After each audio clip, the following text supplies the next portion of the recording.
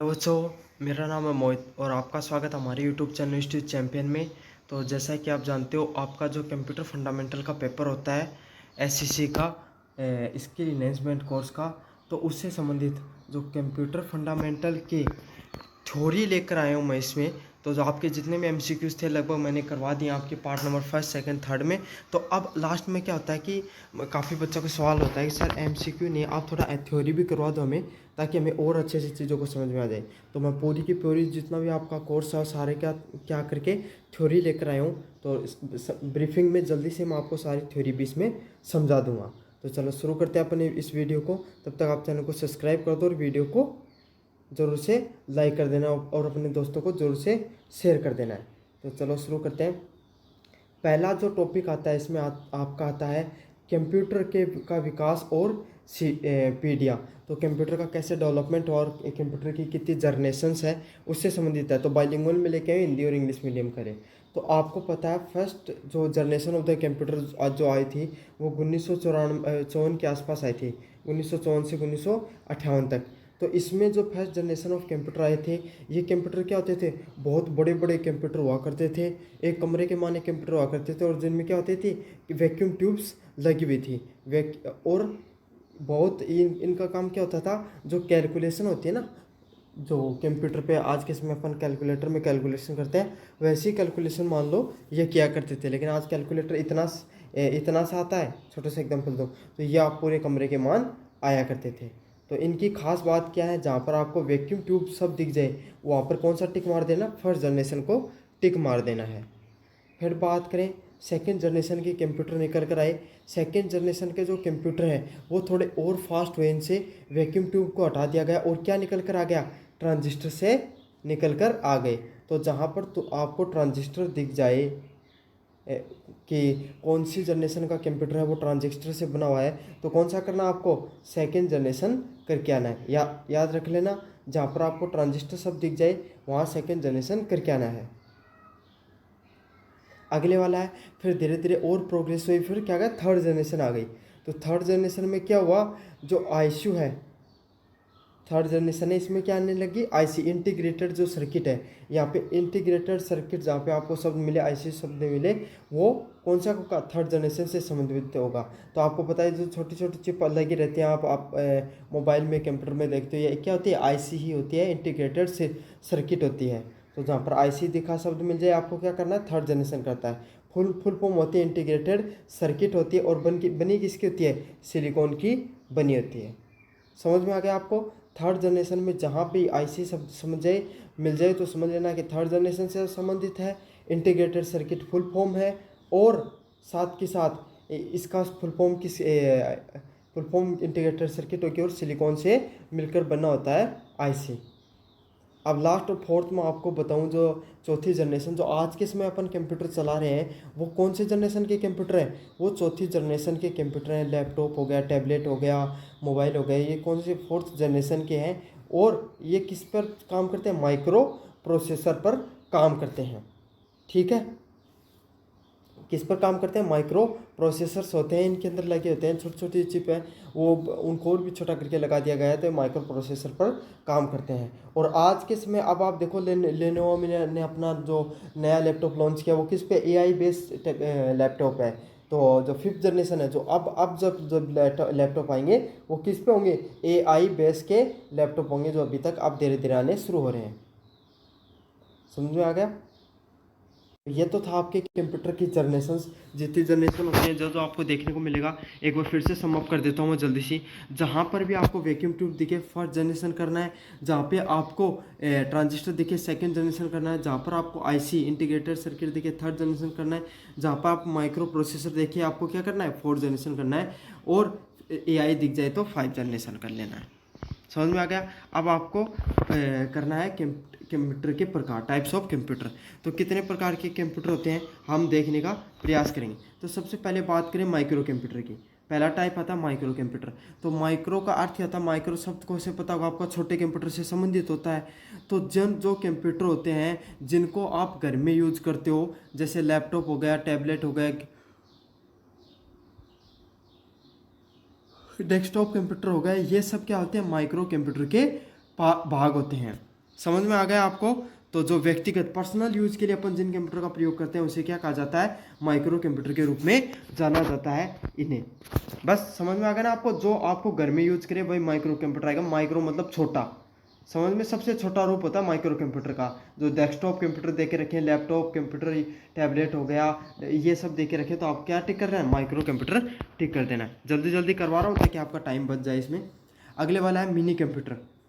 Mini computer का क्या होता है, जिनका प्रयोग है ना बिजनेस वगैरह में किया जाता है। मिनी कंप्यूटर का किस में प्रयोग किया जाता है, बिजनेस वगैरह में किया जाता है। जो बड़ी कैलकुलेशंस हो गया, ग्राफिक डिजाइनिंग हो गया, इन सब में। अब जो मूवी वगैरह बनाई जाती है ना, तब जो मूवी वगैरह बनाते हैं तो उनमें जो ग्राफिक बनाए जाते हैं तो उनमें मिनी कंप्यूटर का प्रयोग किया जाता है। और जो बड़ी बड़ी कैलकुलेशन करने के लिए, या जो आपका रिलायंस जैसी कंपनी होती है तो उनके अंदर भी किसका प्रयोग किया जाता है, मिनी कंप्यूटर्स का प्रयोग किया जाता है। तो समझ लेना, जहाँ पर मीडियम स्केल के जो बिजनेसेस के कौन से का प्रयोग किया जाता है, मिनी कंप्यूटर का प्रयोग किया जाता है। तो अब बिजनेस सब दिख जाए तो आपको मिनी कंप्यूटर करके आना है। 3 नंबर प्रश्न है मेन फ्रेम कंप्यूटर। तो मेन फ्रेम कंप्यूटर होता है, इनका कहाँ पर प्रयोग होता है, तो सरकारी संस्थाएं जितनी भी होती है ना, वहाँ पर किसका प्रयोग होता है, मेन फ्रेम कंप्यूटर का उपयोग में होता है। तो इसका सही आंसर क्या होगा, जो बैंक हो गया, सरकारी कार्यालय हो गया, बड़ी बड़ी कंपनियां हो गई, वहाँ पर मेन फ्रेम कंप्यूटर किया जाता है। अब इसका क्या कार्य होता है, ये एक मेन कंप्यूटर होता है, समझ गए, एक मेन सर्वर की तरह होता है, और इससे बहुत सारे अलग अलग कंप्यूटर्स जुड़े होते हैं। समझ में आ गया, एक मेन कंप्यूटर होगा, उससे सारे क्या होगा, अलग अलग कंप्यूटर्स जुड़े होंगे एक साथ। एक जार कंप्यूटर्स कोई अपने साथ जोड़ सकता है। तो समझ में आ गया। मेन फ्रेम किससे याद कर लेना, मेन, एक आदमी मेन हुआ है ये खुद ही, और बाकी कैसे जुड़े होते हैं। तो इसका कहाँ पर प्रयोग होता है, big companies and use in the banks. तो बैंक वगैरह में यूज किया जाता है। अगले वाला 4 नंबर सुपर कंप्यूटर। तो सुपर कंप्यूटर होते हैं, इनका साइंटिस्ट हो गया, रिसर्च हो गया, फोरकास्टिंग हो गया, जो अंतरिक्ष विज्ञान हो गया, इन सब में यूज किया जाता है। तो मौसम विज्ञान हो गया, अनुसंधान हो गया, साइंटिस्ट हो गया, गणनात्मक कार्यों में इसका यूज किया जाता है। तो आपको पता है जो कंप्यूटर होता है, सुपर कंप्यूटर होता है, ये बड़े बड़े कंप्यूटर होते हैं जिनका प्रयोग क्या होता है, बहुत हाई लेवल के कार्यों को करने में इनका प्रयोग किया जाता है।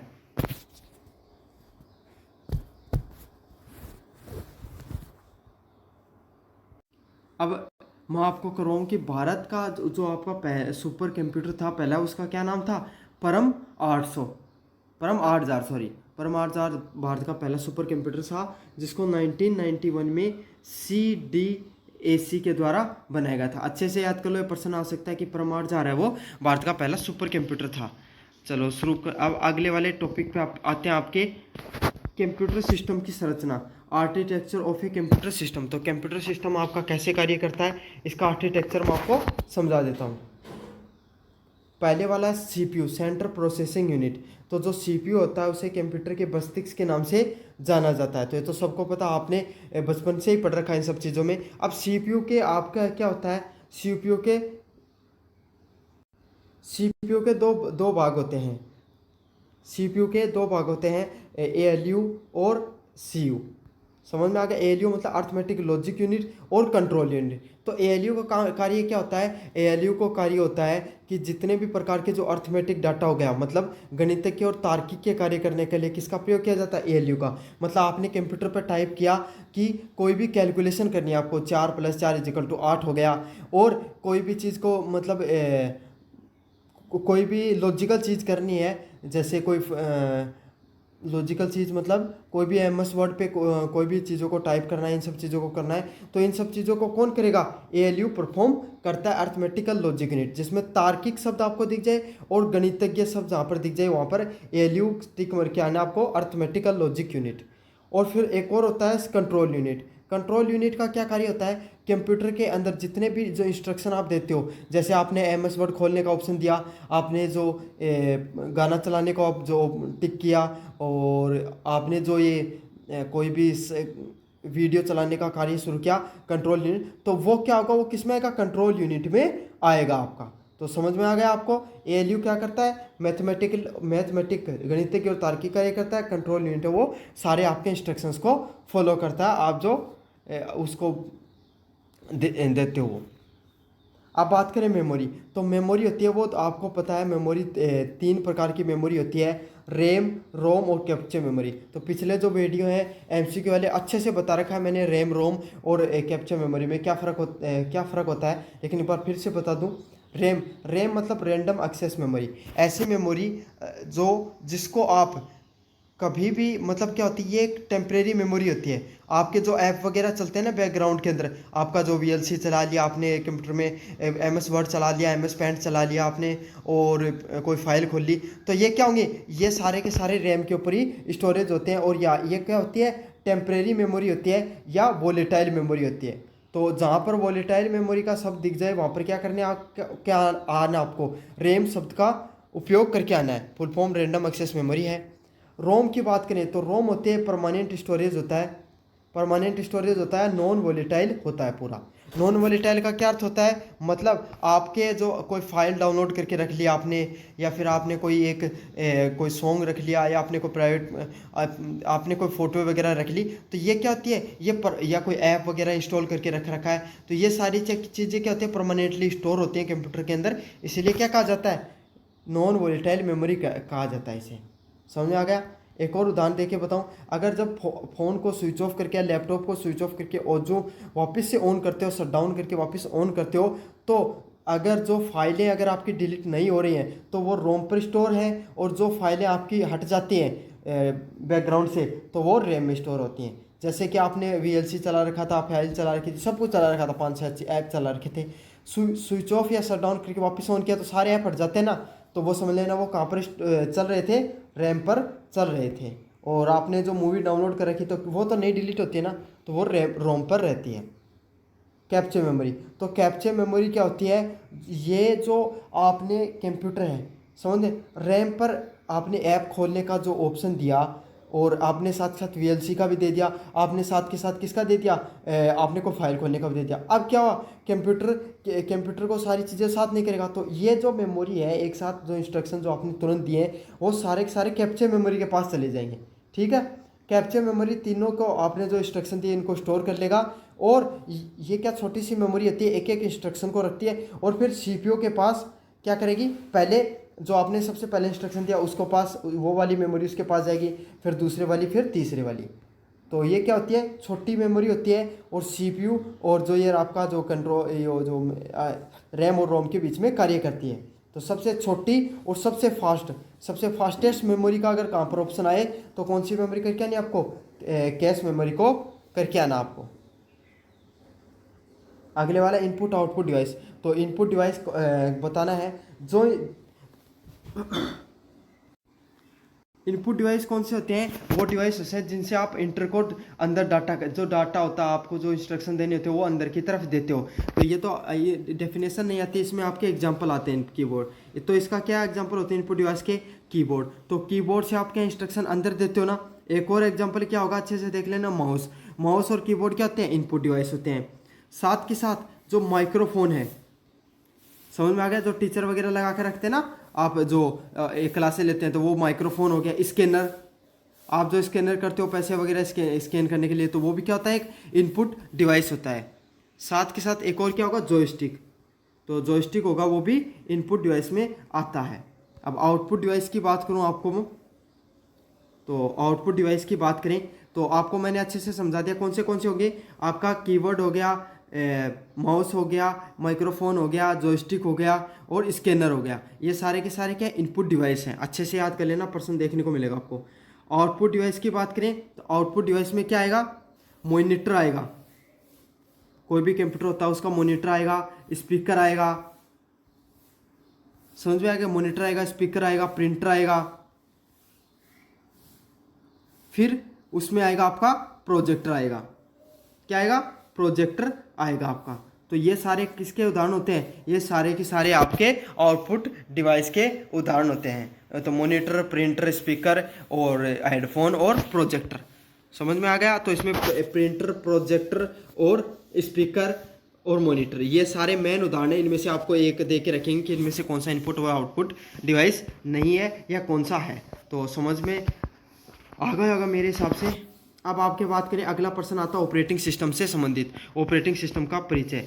तो भाई ऑपरेटिंग सिस्टम क्या होता है, ऐसी कैसी डेफिनेशन आती है ऑपरेटिंग सिस्टम की, जो हार्डवेयर और सॉफ्टवेयर के बीच में जो इंटरफेस का कार्य करता है वही क्या होता है, ऑपरेटिंग सिस्टम होता है। तो इसका उदाहरण दूँ तो जो ऐप वगैरह चलाते हो आप, और जो आपने क्या किया, ऐप है आपके पास VLC प्लेयर, और माउस से आपने उस पर क्लिक करके उसको ओपन किया, तो ये सारी प्रोसेस किसके ऊपर हो रही है, ऑपरेटिंग सिस्टम पर हो रही है। तो आपने नहीं सुना होगा कि भाई मेरे लैपटॉप की तो विंडो उठ गई या कंप्यूटर उठ गया, और तो क्या होता है उसमें उसकी विंडो उठ जाती है, तब तो वो काम करना बंद कर देता है। उसके अंदर आप ना तो कीबोर्ड का प्रयोग कर सकते, ना माउस का प्रयोग कर सकते, ना कोई सॉफ्टवेयर चलता है। तो समझ में आ गया ना, जो जहाँ पर हार्डवेयर और सॉफ्टवेयर दोनों के दोनों जिस पे कार्य करते हैं उसी को क्या कहा जाता है, उसी को ऑपरेटिंग सिस्टम कहा जाता है। तो अब आगे एक बात बताऊं, ऑपरेटिंग सिस्टम के कितने टाइप होते हैं। पहला नंबर टाइप होता है बेस ऑपरेटिंग सिस्टम। तो जितने भी कार्य होते हैं उनको एक साथ कार्य करने का प्रयास करता है बेस ऑपरेटिंग सिस्टम। समझ में आ गया। दूसरा होता है सिंगल यूजर ऑपरेटिंग सिस्टम, मतलब ऐसा ऑपरेटिंग सिस्टम जिसपे सिर्फ एक ही व्यक्ति कार्य कर सकता है, उसको क्या कहा जाता है, सिंगल यूजर ऑपरेटिंग सिस्टम कहा जाता है।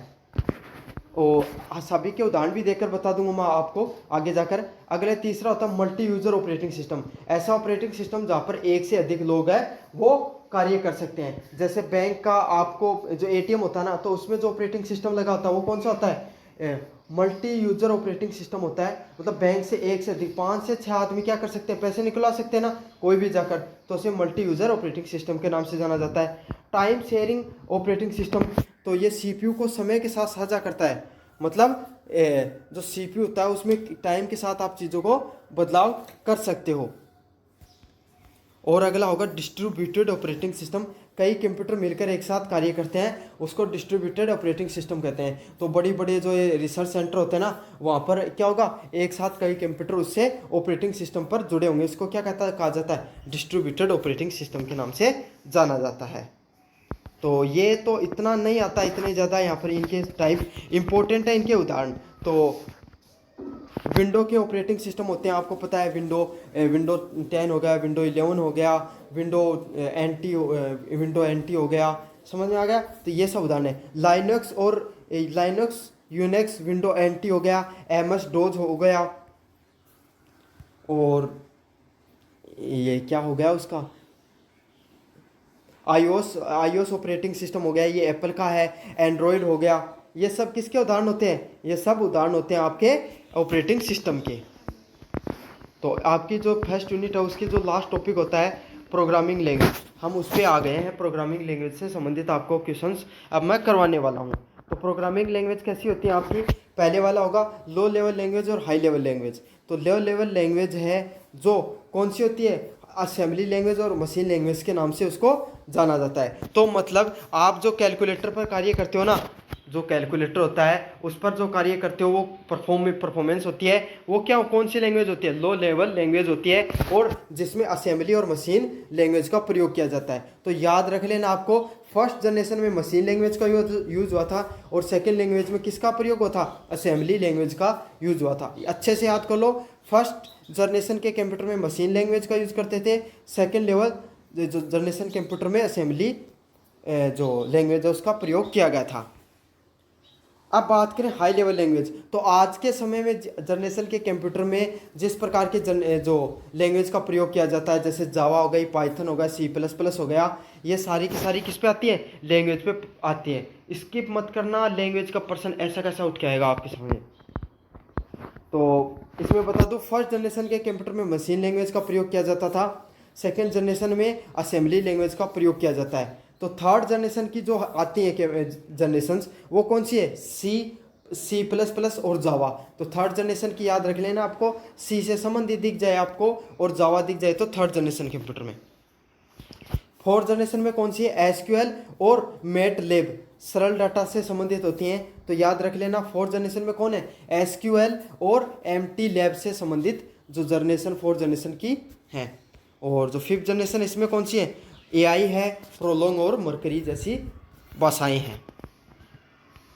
तो अब लैंग्वेज पैराडिगम की बात करूँ मैं, तो किस कैसे कैसे ये जो लैंग्वेज है वो कार्य करती हैं।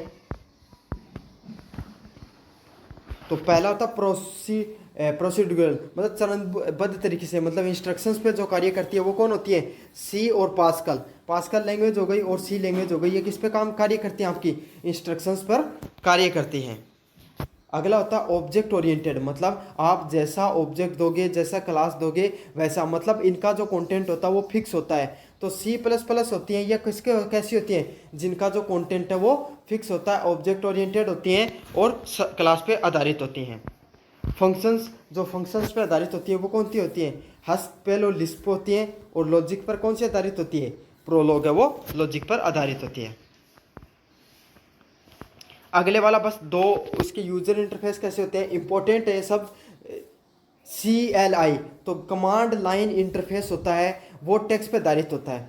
जो देखो, अगर कंप्यूटर के अंदर हो गया, अगर आप जो इंस्ट्रक्शन देते हो कि MS वर्ड को खोलो, तो आप जो नॉर्मल कंप्यूटर पे देते हो तो वो किस पे आधारित होता है, GUI पे, ग्राफिकल यूजर इंटरफेस पर आधारित होता है। समझ में आ गया, जहाँ पे माउस हो गई, विंडो हो गया, इन सब चीज़ों पर आप जो चीज़ें खोलते हो ना, VLC खोल लिया, MS प्लेयर खोल लिया, MS पेंट खोल लिया आपने, तो ये किस पे कार्य करता है, ये कार्य करता है GUI पे, ग्राफिकल यूजर इंटरफेस पर कार्य करता है। लेकिन कंप्यूटर पर जो मतलब जो कोडिंग करने वाले होते हैं, बीटेक के वो होते हैं, वो क्या करते हैं, इसके बैक एंड में चीज़ों को खोल करके टेक्स्ट पे कोडिंग करके जब उनको खोलते हैं, उनमें भी होता है, उसकी मैं फोटो दिखा देता, आपको दिखाऊंगा। वो क्या होगा, कमांड लाइन इंटरफेस के नाम से जाना जाता है। समझ में आ गया, वो कमांड देते हैं उनको, रन में जाकर मतलब एक प्रोग्राम खुलता है, उसमें क्या होता है, आपको लिखना पड़ता है run open the window, open the MS paint, मतलब ऐसा कुछ इंस्ट्रक्शन देना होता है, तो MS पेंट है वो खुल जाता है। उनका बाकायदा टेक्स्ट होता है, कोड होता है हर चीज़ का। तो वो क्या होता है, कमांड लाइन इंटरफेस होता है। इसमें क्या इंपॉर्टेंट है, इसमें आपका डिफिनेशन है वो ज़्यादा इंपॉर्टेंट है, GI की और CLI की।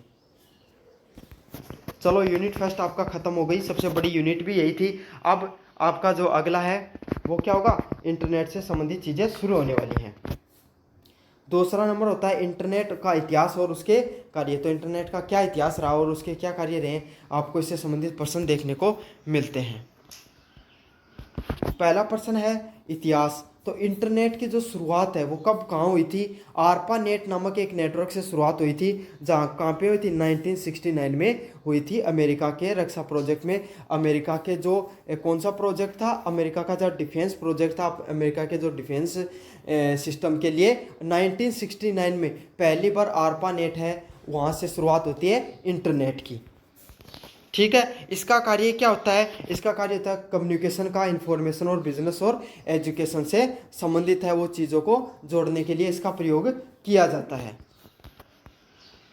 तो आप इंटरनेट पर सबसे इम्पोर्टेंट है भाई, इंटरनेट पे आप क्या कार्य करते हो, तो ब्राउज करते हो, एक दूसरे से जुड़े रहते हो, और आपको इंटरनेट पे ब्राउजर करने के लिए, मॉडेम करने के लिए इंटरनेट कनेक्शन की ज़रूरत होती है। मतलब एक दूसरे से आपको लोगों से कम्युनिकेशन करने के लिए इंटरनेट की ज़रूरत होगी। तो यहाँ पर इन सब चीज़ों में सबसे ज़रूरी चीज़ यही है कि इंटरनेट की शुरुआत ARPANET के द्वारा हुई थी 1969 में। अगले वाला है जो वेब ब्राउज़र और वर्ल्ड वाइड वेब। तो वेब ब्राउज़र और वर्ल्ड वाइड वेब, तो WW को क्या बोलते हैं, वर्ल्ड वाइड वेब कहते हैं।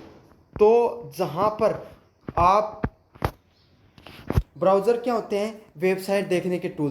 तो जहाँ पर हम ब्राउज़ करते हैं वेबसाइट वगैरह को, वो क्या होते हैं, ब्राउज़र होते हैं। तो इनका क्या उदाहरण होगा, क्रोम, फायरफॉक्स हो गया, एज हो गया, साथ के साथ जो आपका ये होता है क्या बोलते हैं, UC ब्राउज़र होगा, ओपेरा मेन्यू हो गया, और ये सब किसके उदाहरण है, ये ब्राउज़र के उदाहरण है। और इसका कार्य क्या होता है ब्राउज़र का, आप वेबसाइट को देखने जाते हो, टू सर्च द वेबसाइट। समझ में आ गया, उसको वेब ब्राउज़र कहते हैं। जल्दी जल्दी करवा रहा हूँ ताकि आपका क्या हो, क्विक रिवीजन हो जाए सारी चीज़ों का। अगला होगा WW, इंटरनेट की सेवा है जहाँ पर HTML आधारित वेब पेज होते हैं। तो WWW क्या होते हैं, जब आप वेब ब्राउज़र क्या हो गए, जहाँ पर आप गए और आपने गूगल खोला, समझ आ गया, अब गूगल पे जाकर आपने वेबसाइट खोली www.ssoid.com। तो जैसे आपने SSOID को खोला तो वो SSOID किस पर कार्य करती है, WWW पे कार्य करती है। और जहाँ पर क्या होता है, वो वेबसाइट बनी किससे होती है, HTML से बनी होती है, हाइपर टेक्स्ट मार्कअप लैंग्वेज से बनी होती हैं, उस पर कार्य करती हैं। तो समझ में आ गया। www is a services of the internet that host the web pages. तो जो भी इंटरनेट पर वेबसाइट्स आप देखते हो, गूगल पे जाके जो भी आप वेबसाइट खोलते हो, वो किस पे कार्य करती है, वो किस पे उसको कौन होस्ट करता है, उसको कौन चलाता है, www चलाता है, वर्ल्ड वाइड वेब चलाता है। समझ में आ गया। यो मेन दादो है अन सारी वेबसाइटा को। अगले वाला है यूआरएल और डोमेन नेम। तो यूआरएल क्या होता है, यूआरएल की फुल फॉर्म क्या होती है, uniform resource locator and domain name. तो यूआरएल क्या होता है, यूआरएल की फुल फॉर्म होती है यूनिफॉर्म रिसोर्स लोकेटर हो गया, और उसको डोमेन नेम के नाम से भी जाना जाता है। तो आपको पता है कोई भी वेबसाइट आपने देखी होगी, जैसे www.google.com है, तो ये क्या है, ये एक यूआरएल है। यूआरएल क्या होता है, आपका जैसे घर का पता होता है ना, वैसे ही क्या होता है, यूआरएल होता है। और जो आप लास्ट में जिस चीज़ के .com, .gov, .in ये देखते हो ना, ये क्या होता है, ये होता है आपका जो डोमेन नेम। उसको क्या होता है, domain name is the name of the website. तो वेबसाइट का जो नाम होता है उसको क्या बोलते हैं, डोमेन नेम के नाम से जाना जाता है। समझ में आ गया ना आपको।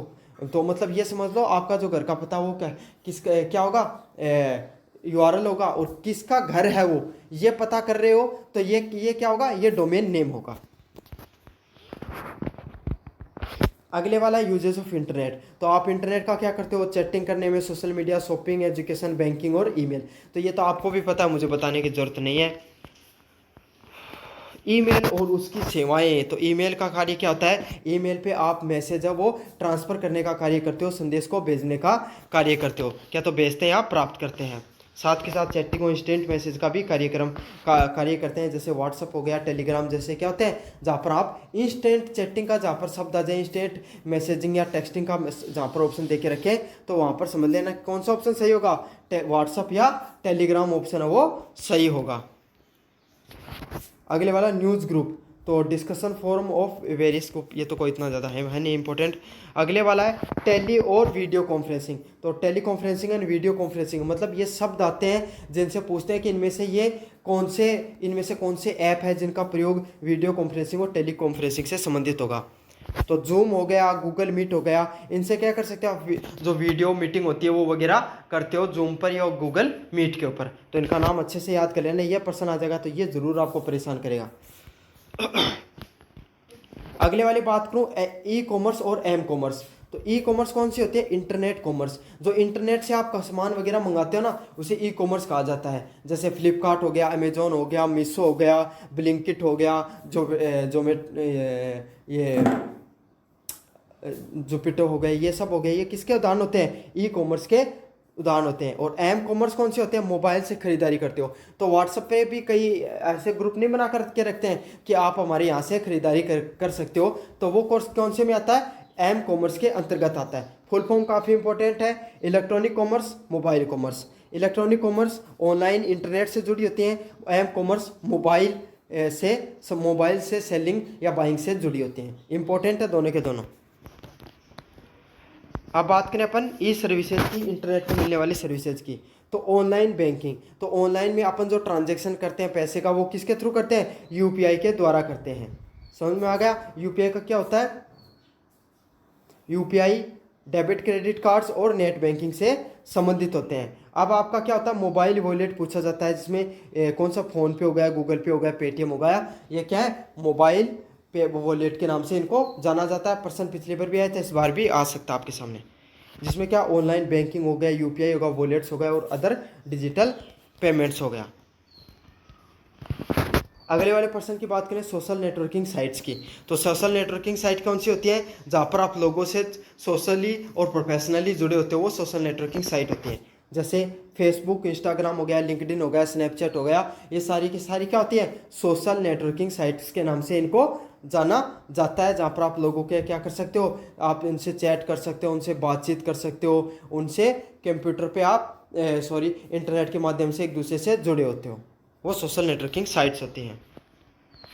ई लर्निंग व ऑनलाइन शिक्षा।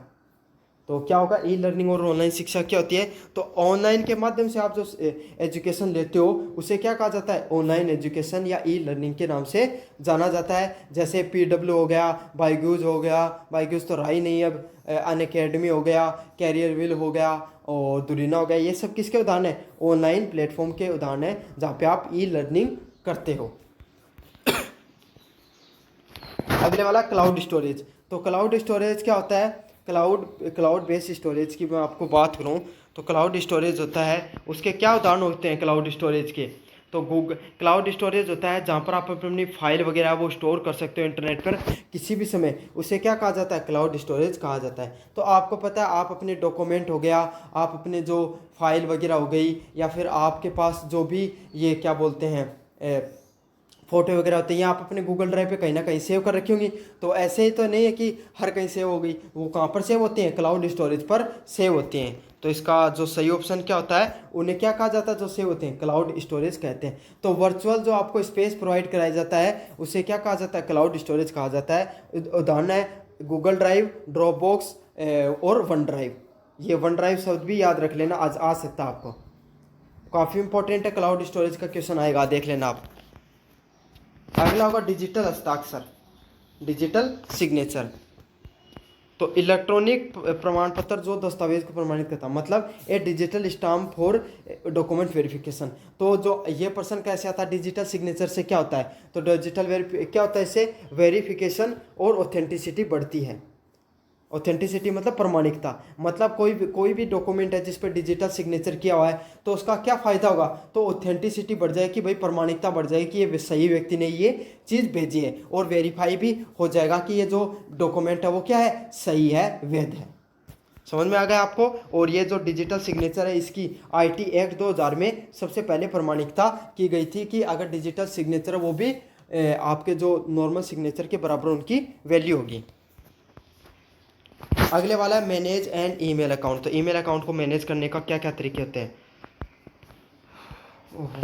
सबसे पहले ईमेल एड्रेस। तो ईमेल एड्रेस लिखने का सही तरीका क्या होता है, पहले देख लो, यूज़र आईडी होती है, फिर जैसे आपका नाम सुमित है तो sumit@gmail.com, ये लिखने का सही तरीका होता है। आप एकदम समझ लो, आपका नाम समझ में आ गया, @ जो आपका जो भी जिस कंपनी का यूज़ कर रहे हो, जीमेल, ईमेल और फिर .com, ये लगाने का एकदम तरीका होता है। अब देखो कैसे नहीं लिख सकते, सुमित लिख दिया फिर @ लिख दिया, 1 2 लिख दिया @gmail, ये गलत है एकदम। ऐसी भी कोई भी प्रकार की जीमेल आप नहीं लिख सकते जहाँ पर 2 @ आए, एक ही @ आएगा और उसके बाद में कंपनी का जिसका यूज़ कर रहे हो आप उसका नाम आएगा।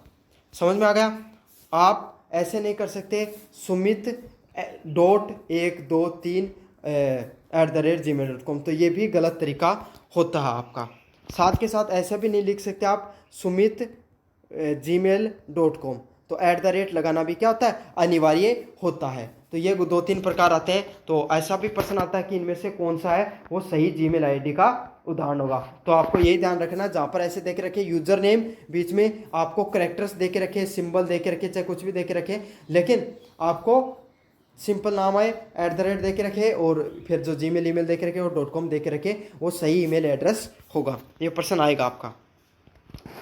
ईमेल को ट्रांसफ़र करने के तरीके SMTP, IMAP, simple mail transfer protocol, और IAMP। तो जो आप ईमेल या जीमेल को जो ट्रांसफ़र करते हो कोई व्यक्ति को, तो कौन सा प्रोटोकॉल कार्य करता है, SMTP प्रोटोकॉल है वो कार्य करता है। काफ़ी मोस्ट इंपॉर्टेंट पर्सन है, दिख जाए ऑप्शन में टिक करके आ जाना, यही आएगा उसमें।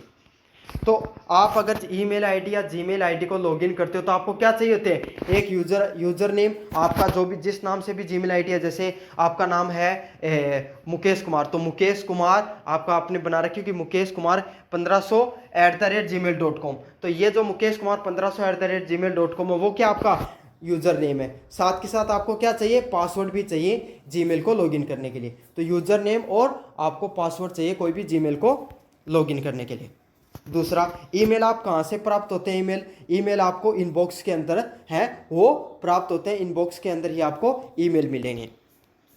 अगले वाला जो ईमेल भेजने के लिए आपको क्या करना पड़ता है, सबसे पहले क्या होता है, वो कंपोज ऑप्शन में जाओगे, तो कंपोज में जाके ईमेल लिख दोगे और फिर सेंड ऑप्शन पर आपको क्लिक कर दोगे।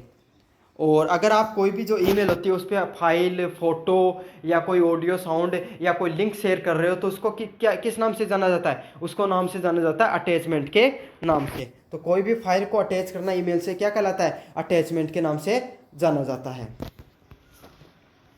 अगले वाला एड्रेस बुक, संपर्कों की सूची। तो आप आपके जितने भी कॉन्टैक्ट है वो डालते हो तो उसमें क्या होता है? संपर्क सूची के नाम से, एड्रेस बुक के नाम से जाना जाता है। जितने भी कॉन्टैक्ट है वो आपके सेव रहते हैं जीमेल आईडी के अंदर, वो एड्रेस बुक में सेव रहते हैं। याद रख लो, जितने भी कॉन्टैक्ट की जो लिस्ट है वो आपकी जीमेल आईडी की किस पे सेव रहती है? एड्रेस बुक पर सेव रहती है।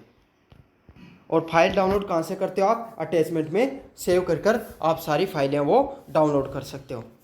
तो और भी कुछ ऑप्शन होते हैं, जैसे ट्रेस हो गया, तो डिलीट की हुई जो जीमेल आईडीज होते हैं वगैरह वो ट्रेस में पड़ी रहती हैं। दूसरा होता है सोशल, सोशल के नाम से भी आता है आपके सामने। सोशल में क्या होता है? जो सोशल में क्या पड़ा रहता है? जो आपके जो इंस्टाग्राम, जो स्नैपचैट हो गया या फिर ये जो आपने जीमेल आईडी से अटैच कर रखे हैं उनसे संबंधित मैसेज क्या होते हैं? सोशल मीडिया के जितने मैसेज है वो कहाँ पर आते हैं? सोशल के अंदर ऑप्शन में आते हैं।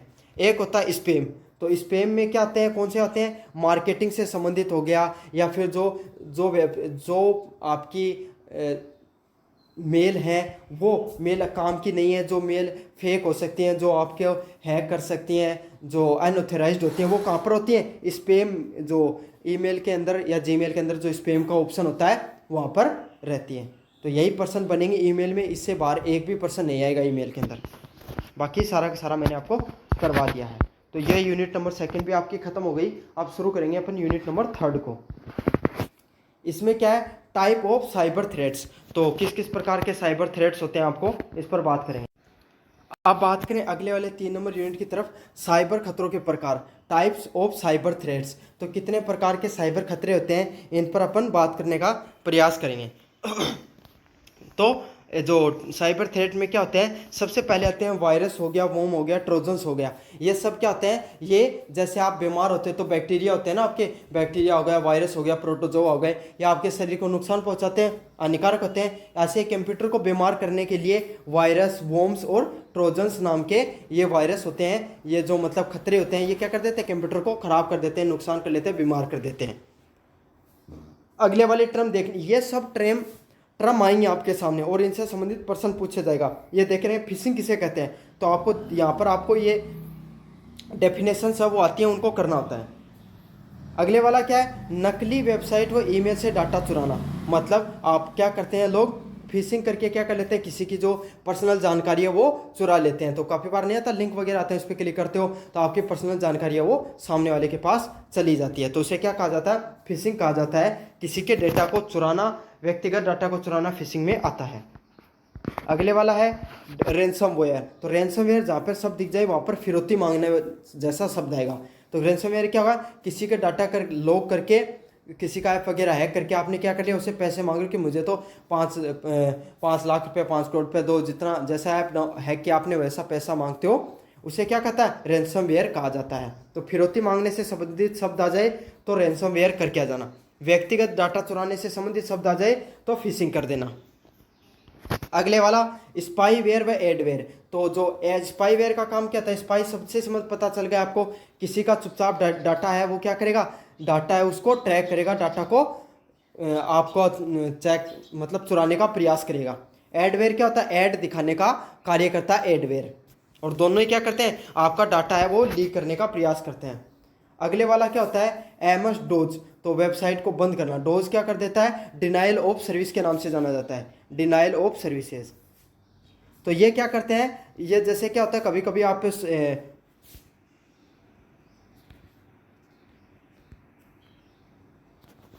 ये डिनाइल ऑफ सर्विसेज के नाम से इसको जाना जाता है। समझ में आ गया? तो कोई वेबसाइट हो गई कि कोई बड़ा ऐप लॉन्च था, लेकिन इन्होंने क्या कर दिया? हैकर होते हैं क्या करते हैं? एक साथ बहुत अधिक बोट्स को भेज देते हैं और इससे ट्रैफिक बढ़ा देते हैं और साइट है वो चलनी बंद हो जाती है। तो वहाँ पर किस प्रकार का हैक हुआ है? डोज, डिनाइल ऑफ सर्विसेज से संबंधित हैक है वो कर लिया गया है, वेबसाइट को बंद कर दिया गया है। चलो अब अगले पे बात करें तो सुरक्षित वेबसाइट की क्या पहचान होती है? तो कोई सुरक्षित वेबसाइट होगी उस पर सबसे पहले आपको क्या देखने को मिलता है? HTTPS देखने को मिलता है, हाइपर टेक्स्ट ट्रांसफर प्रोटोकॉल, और एस का अर्थ होता है सिक्योर। तो HTTPS की फुल फॉर्म क्या होती है, काफ़ी इंपॉर्टेंट है, हाइपर टेक्स्ट ट्रांसफर प्रोटोकॉल, और एस सिक्योर होता है। तो जिस भी वेबसाइट के साथ में लास्ट में एस लगा हुआ मिले आपको, तो समझ लेना कि वो वेबसाइट कैसी है, सिक्योर है। तो आज जाना आप गूगल पे, और गूगल वगैरह भी खोलोगे तो ऊपर देखना, ऊपर जो आता है ना ऐसा लिंक सा खुला रहता है, वहाँ पे लिखा होगा https.google.com। तो जो भी वेबसाइट HTTPS पे शुरू होती है वो क्या होती है, सेफ वेबसाइट्स होती हैं। सिक्योर सील्स जैसे आप जिनका प्रयोग कर सकते हो, मतलब ये क्या करते हैं, या आपको जो अवैध वेबसाइट है उनको खोलने से रोकेंगे। तो वेरीसाइन, ट्रस्टवेव, मैकफ्री और सिक्योर, ये सारे जो वेरीसाइन, ट्रस्टवेयर और मैकफ्री स्ट्रक्चर होते हैं, ये सारे के सारे कैसे काम करते हैं, ये सारे के सारे क्या करते हैं, आपको गलत वेबसाइट खोलने से रोकते हैं। अच्छे से याद कर लेना, वेरीसाइन, ट्रस्टवेव और मैकफ्री, सिक्योर। अगले वाला है सुरक्षित ब्राउजिंग और ईमेल की आदत। तो आपको सेफ ब्राउजिंग कैसे कर सकते हो, तो ये प्रश्न भी आता है कि सेफ ब्राउजिंग इनमें से कौन सा ऑप्शन सेफ ब्राउजिंग से संबंधित है। तो सेफ ब्राउजिंग एंड ईमेल एटिक्विटीज में क्या आएगा, अज्ञात ईमेल लिंक न खोलना। तो आपको क्या नहीं करना चाहिए, अज्ञात है वो लिंक को नहीं खोलना चाहिए, पब्लिक वाईफाई को यूज़ नहीं करना चाहिए, आधिकारिक भाषा में, मतलब जो फॉर्मल मेल आते हैं ना उनको खोलना चाहिए, और ईमेल के मेल के अंदर कोई फालतू की अटैचमेंट आ जाए, या फिर आपको पता नहीं है किसने भेजा उसको नहीं खोलना चाहिए। स्पैम में जो ईमेल आते हैं उनको नहीं खोलना चाहिए, और स्पैम से बचें। तो जो स्पैम के मैसेज आते हैं उनको खोलने से बचना चाहिए। साथ के साथ अपने पासवर्ड वगैरह, वो भी पासवर्ड है वो भी किसी को शेयर नहीं, पासवर्ड और OTP भी किसी को शेयर नहीं करना चाहिए। तो ये सही क्या है, ये सेफ ब्राउजिंग के ऑप्शन है। अगले IT के सामाजिक, कानूनिक व नैतिक पहलू। तो सामाजिक क्या होते हैं, मतलब नैतिकता। जैसे अपन समाज में रहते हैं तो अपना समाज में व्यवहार होता है कि समाज में हमें किस तरीके से व्यवहार करना चाहिए, समाज में हम एक अच्छे इंसान की तरह कैसे व्यवहार कर सकते हैं। तो वही होता है IT के जो सामाजिक, कानूनिक व नैतिक पहलू, उसको देखने का प्रयास करेंगे। Social, legal and ethical aspect of IT। तो सबसे पहले बात करें सामाजिक की, तो सोशल मीडिया पर आप कैसा व्यवहार करते हो, लोगों के डाटा को कैसे बचा कर रखते हो, कैसे उनकी गोपनीयता, प्राइवेसी को मेंटेन करके रखते हो, तो वही आता है सोशल एस्पेक्ट्स के अंदर। अगले वाला बात करूँ लीगल के अंदर कौन सा आता है, तो साइबर अपराध हो गया, हैकिंग हो गया, चोरी कानून हो गया इत्यादि, ये सारे के सारे किस में आते हैं, दंडनीय अपराध होते हैं इसके अंदर, लीगल के अंतर्गत। नैतिकता क्या होगा, सॉफ्टवेयर की पायरेसी न करना, गोपनीयता का सम्मान करना। तो ये जो आप जो टेलीग्राम से जो डाउनलोड करके देखते हो ना मूवी, तो ये किस में आती है, इथिकल, नैतिकता की पायरेसी के अंतर्गत आती है।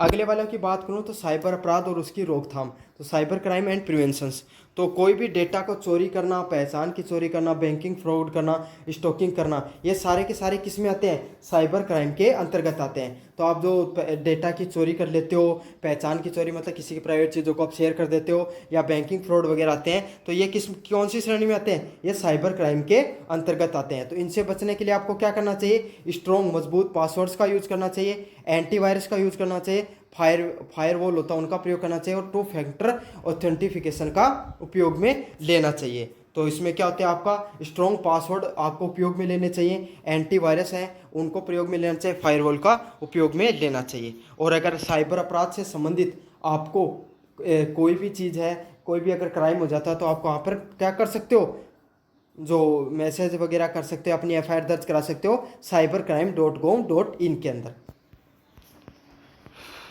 और एक बार मैं समझा देता हूँ, एंटीवायरस क्या होता है, आपको कंप्यूटर के अंदर वायरस को रोकने का कार्य करता है। फायरवॉल का क्या कार्य होता है, ये आपको कोई गलत नेटवर्क वगैरह यूज करने से रोकता है। 2 फैक्टर ऑथेंटिफिकेशन क्या होता है, ये आपको कोई भी व्यक्ति को पासवर्ड पता चल गया तो भी वो आपको लॉगिन नहीं कर सकता, क्योंकि 2 फैक्टर ऑथेंटिफिकेशन में एक पासवर्ड मांगेगा, फिर OTP भी मांगेगा आपका। अगले वाला क्या, साइबर कानून और भारतीय IT एक्ट। तो भारतीय IT एक्ट मैंने कब बताया था, इंडियन IT एक्ट कब लागू हुआ था, 2000 के अंदर लागू हुआ था, जिसमें क्या कार्य था, धोखाधड़ी, हैकिंग, डेटा चोरी और दंड के प्रावधान है वो इसमें लागू होते हैं। तो हैकिंग हो गया, डेटा चोरी हो गया, ये सब चीज़ें कहाँ पर होते हैं, IT एक्ट 2000 में लागू होते हैं। अब अगले वाले की बात करें तो इंटेलेक्चुअल प्रॉपर्टी राइट्स, बौद्धिक संपदा अधिकार। तो ये जो बौद्धिक संपदा अधिकार कौन से होते हैं, कॉपीराइट हो गया। तो कॉपीराइट किस किस चीज़ पे लग सकता है? कोई भी सॉफ्टवेयर पे लग सकता है, म्यूजिक पे लग सकता है, कोई भी जो किसी ने जो अपना लेख लिख रखा है, बुक वगैरह लिख रखी है, उस पर लग सकता है। समझ में आ गया? तो या कोई मूवी होती है उस पर भी कॉपीराइट होते हैं। तो लेख हो गया, कोई सॉफ्टवेयर हो गया, कोई संगीत हो गया, उस सब पर क्या होता है? कॉपीराइट्स है वो होते हैं। पेटेंट क्या होता है? पेटेंट होता है जो कोई नई खोज या तकनीक, कोई नई टेक्नोलॉजी या नई खोज की गई, उस पर क्या होता है? पेटेंट होता है। जैसे कोरोना वायरस की जो कोवैक्सीन अपन ने बनाई थी, वो क्या हो गई? उस पर उस कंपनी का जो आईसीएमआर जिसने भी बनाई थी, उस कंपनी का क्या पेटेंट होता है। अब उसकी कॉपी करके वैसी चीज़ और कोई नहीं बना सकता, चाहे वो समझ ले कि उसने कैसे बनाई है। तो पेटेंट होता है नई खोज और तकनीक से संबंधित, और जो कॉपीराइट होते हैं वो लेख हो गया, संगीत हो गया, सॉफ्टवेयर से संबंधित होते हैं। और ट्रेडमार्क क्या होता है? ब्रांड या लोगो का अधिकार। तो ऐसा आप ऐसा नहीं कर सकते ना, नाइकी जैसा लोगो आप खुद अपना कोई ब्रांड बना लो शूज़ का और नाइकी जैसा लोगो यूज़ कर लो, नहीं कर सकते ना, वो भी क्या होता है? इलीगल में आता है। और एप्पल जैसा अगर आपने फ़ोन की कंपनी खोली और एप्पल जैसा लोगो बना लिया, नहीं बना सकते, क्योंकि ये ट्रेडमार्क अधिकारों के अंतर्गत आता है। तो समझ में आ गया आपको तीनों की तीनों चीज़ों में क्या अंतर होता है। Software piracy. तो सॉफ्टवेयर पायरेसी क्या होते हैं? आपने भी ज़िंदगी में कभी ना कभी क्या किया होगा? कोई ना कोई ऐप को बिना किसी लाइसेंस का उपयोग लिए यूज में लिया होगा। समझ में? खास करके एडिटिंग ऐप होते हैं, उनके अंदर बिना अपन लाइसेंस के उन ऐप को यूज करते हैं। तो एक प्रकार का क्या अपराध होता है, जिसे डेवलपर को क्या होता है, जिसने इसको बनाया उसको आर्थिक नुकसान होता है। अब आपको बताऊं, अब सॉफ्टवेयर के कितने प्रकार के लाइसेंस होते हैं? तो 4 प्रकार के होते हैं। पहले होता है प्रोप्राइटरी सॉफ्टवेयर। ये पर्सन इंपॉर्टेंट है, ये डेफिनेशन है ना, इन्हीं से पर्सन आते हैं आपके सामने। तो पहला कौन सा होता है? Proprietary software. तो प्रोप्राइटरी सॉफ्टवेयर कौन से होते हैं? जिन पर मालिकाना हक होता है, जैसे कि विंडो। तो विंडो आप क्या करते हो? विंडो अगर आप सही से विंडो डलवाते हो ना, तो उसका 5-7 हज़ार रुपये की क्या आती है? की आती है। लेकिन अपन क्या करते हैं? बाजार से 50 रुपये वाली विंडो लाकर क्या कर लेते हैं? उसको डाल लेते हैं, लेकिन वो सही नहीं होती है, वो अपडेटेड भी नहीं होती है, पायरेसी के अंतर्गत आती है वो। तो प्रोप्राइटरी सॉफ्टवेयर क्या होते हैं? जिन सॉफ्टवेयर पे किसका हक होता है? कंपनी के मालिक का हक होता है। जैसे PW का भाई मान लो, अनअकैडमी मान लो, आप विंडो मान लो, ये सब क्या है? उन पर मालिकाना हक होगा। अगला फ्री सॉफ्टवेयर। तो बिना शुल्क के सीमित अधिकारों के साथ यूज कर सकते हो, जैसे गूगल हो गया, व्हाट्सअप हो गया, फेसबुक हो गया, इन सब चीज़ों का प्रयोग कर सकते हो। ये फ्री सॉफ्टवेयर के अंतर्गत आते हैं। क्रोम का उदाहरण ले लो आप बस। क्रोम क्या होता है? फ्री सॉफ्टवेयर में आएगा, जिसको आप ओपन सोर्स सॉफ्टवेयर के नाम से भी जाना जाता है। तो जहाँ पर ओपन सोर्स सॉफ्टवेयर का शब्द दिखे, वहाँ पर आपको क्या कर लेना? फ्री सॉफ्टवेयर लिख लेना, जिसमें क्या ऐसा ऑप्शन दिखेगा, मुफ्त में यूज कर सकते हो। फ्री सोर्स सॉफ्टवेयर कोई भी उपलब्ध होता है, कोई भी संशोधन कर सकता है। ये कौन से होते हैं? जिनके अंदर कोई भी अपडेट कर सकता है, कोई भी यूज कर सकता है, अपडेट भी साथ साथ कर सकते हो। अगले क्या होता है? GPL license. फ्री और ओपन सोर्स के लिए विशेष लाइसेंस। मतलब फ्री और ओपन सोर्स दोनों को यूज करने के लिए आपको इस चीज़ का लाइसेंस लेना पड़ेगा, GPL। तो ये कैसे होते हैं GPL लाइसेंस वाले? इसमें क्या होते हैं? फ्री तो होते हैं, लेकिन आपको इनमें अगर एडिटिंग करके खुद का ऐप बनाना पड़ता है तो GPL लाइसेंस पहले लेना पड़ेगा। तो ये थी आपकी यूनिट नंबर 3। अब अपन बढ़ गए अगले यूनिट नंबर 4 की तरफ। तो यूनिट नंबर 4 है, उसमें क्या होगा? ये किससे संबंधित होती है? साइबर खतरों के प्रकार से संबंधित होती है। तो पहले वाला प्रश्न है type of cyber security threat. तो कितने प्रकार की साइबर सिक्योरिटी के थ्रेट्स होते हैं? तो पहला होता है type of threats and attacks. तो कौन से अटैक होते हैं, कौन से प्रकार के साइबर अटैक्स आप पर हो सकते हैं, वो टाइप के बात करेंगे। तो पहला होता है पैसिव अटैक। पैसिव अटैक मतलब आपको बिना पता चले आपका जो डाटा वगैरह वो देखा जा रहा है, उसको हैक किया जा रहा है, तो वो कौन सा अटैक होगा? पैसिव अटैक के नाम से जाना जाएगा। समझे? आपको पता ही नहीं चल रहा और आपका डाटा वो हैक हो रहा है, तो उसका कौन सा अटैक होता है? Passive attack. तो इसे क्या कहता है? इवांस ड्रॉपिंग ट्रैफिक या एनालिसिस के नाम से इसको जाना जाता है। अगले वाला क्या कहता है? Active attack. तो इसमें क्या किया जाता है? आपके डेटा को बदला जाता है और सिस्टम को नुकसान पहुंचाया जाता है। तो ये कहाँ पर किया जाता है? ये कोई वेबसाइट वगैरह होती है ना, इनके डाटा को चेंज कर दिया जाता है, उसको हैक करके। तो इसमें क्या होता है? डिनायल ऑफ सर्विसेज और man in the middle attack के नाम से जाना जाता है इसको। तो अच्छे से याद कर लेना, जहाँ पर आपको पता ही नहीं आपका डाटा हैक हो गया, उसे पैसिव अटैक के नाम से जाना जाता है। और जहाँ पर डाटा को सक्रिय रूप से अटैक करके क्या कर लिया जाए, हैक कर लिया जाए, उसे किसके नाम से जाना जाता है? पैसिव एक्टिव अटैक के नाम से जाना जाता है। तो प्रमुख साइबर थ्रेट कौन से होते हैं, मैं इसमें बता देता हूँ आपको। सबसे पहले होते हैं किस किस प्रकार के वायरस होते हैं ये देख लेना, मोस्ट इंपॉर्टेंट पर्सन है, यहाँ से तो पर्सन आता ही है। कंप्यूटर वायरस तो खुद को खोलकर अन्य फाइलों को संक्रमित करता है। तो ऐसे समझ लो जब आपको खांसी जुकाम हो जाती है ना, तो आपसे आगे फैलती है ना वो, तो वही होती है। ये भी ऐसे ही होता है। आप जब उस वायरस से संबंधित अगर कोई फाइल को खोलोगे तो ये क्या करेगा, वो फाइल खुद भी संक्रमित है और आपने जिस खोल लिया कंप्यूटर में उसको भी संक्रमित कर दिया, और आपने किसी और को ट्रांसफर कर दी तो वो भी संक्रमित हो जाएगा उस वायरस से। तो इसकी क्या क्या होती है, सेल्फ रेप्लिकेटिंग मिलिशियस प्रोग्राम, मतलब ये खुद को सेल्फ रेप्लिकेट कर सकता है, खुद को आगे से आगे बढ़ा सकता है। अगले क्या होते हैं, मोलवेयर। तो मोलवेयर क्या होते हैं, सभी प्रकार के जो हानिकारक सॉफ्टवेयर का होते हैं वो क्या होते हैं, मोलवेयर के नाम से जाने जाते हैं। तो जितने भी जो मिलिशियस सॉफ्टवेयर होते हैं, हानिकारक सॉफ्टवेयर सब दिख जाए वहाँ पर आपको क्या करना है, मोलवेयर के नाम से याद कर लेना। मतलब ये मालवेयर है, मोल है, वो अच्छा नहीं है, खराब मोल है। तो इस चीज़ से याद कर लो, हानिकारक सॉफ्टवेयर से। अगला क्या, एडवेयर। तो एडवेयर क्या करता है, आपको जो अनवांछित जो ऐड है, आपको जो ऐड वगैरह दिखाने का कार्य कौन करता है, मोलवेयर है। उसका क्या कार्य होता है, आप ऐड देखना भी नहीं चाहते हो लेकिन आपको फालतू में ऐड दिखाने का कार्य कौन करेगा, एडवेयर है वो। जो ये भी प्रकार का एक वायरस होता है वो ऐड दिखाने का कार्य करता है आपको अनवांछित। रैंसमवेयर क्या होता है, इनक्रिप्ट डाटा एंड डिमांड रैंसम्स। तो डेटा को इनक्रिप्ट करके फिरौती मांगने का कार्य करता है। तो मैंने बताया था जहाँ पर फिरौती मांगने का शब्द आ जाए वहाँ पर क्या करके आना आपको, रैंसमवेयर का, वहाँ पर क्या आ जाएगा, रैंसमवेयर का प्रयोग होगा। अगले वाले की बात करें, स्पाईवेयर। तो स्पाईवेयर क्या होता है, सीक्रेटली मॉनिटर द एक्टिविटीज़। तो आपकी गतिविधियों को चुपचाप है वो हैक करता रहता है, वो आपकी जानकारी को पता करता रहता है। मतलब आप क्या कर रहे हो, आपके फ़ोन में कोई ऐसा ऐप डाल दिया, वो आप जो जो कार्य करोगे वो सारा का सारा क्या कर लेगा, हैक कर लेगा। उसे स्पाईवेयर के नाम से जाना जाता है। अगले वाला क्या, इमोटेट। तो इमोटेट क्या होता है, ये एडवांस मॉड्यूलर बैंकिंग ट्रोजन होता है। तो बैंकिंग से संबंधित अगर कोई वायरस हो तो वो कौन होता है, इमोटेट होता है। और ये बहुत खतरनाक होता है, लोगों की इन्फॉर्मेशन वगैरह चुराकर उनका गलत उपयोग करता है। तो बैंकिंग वायरस कौन सा है, इमोटेट के नाम से जाना जाता है।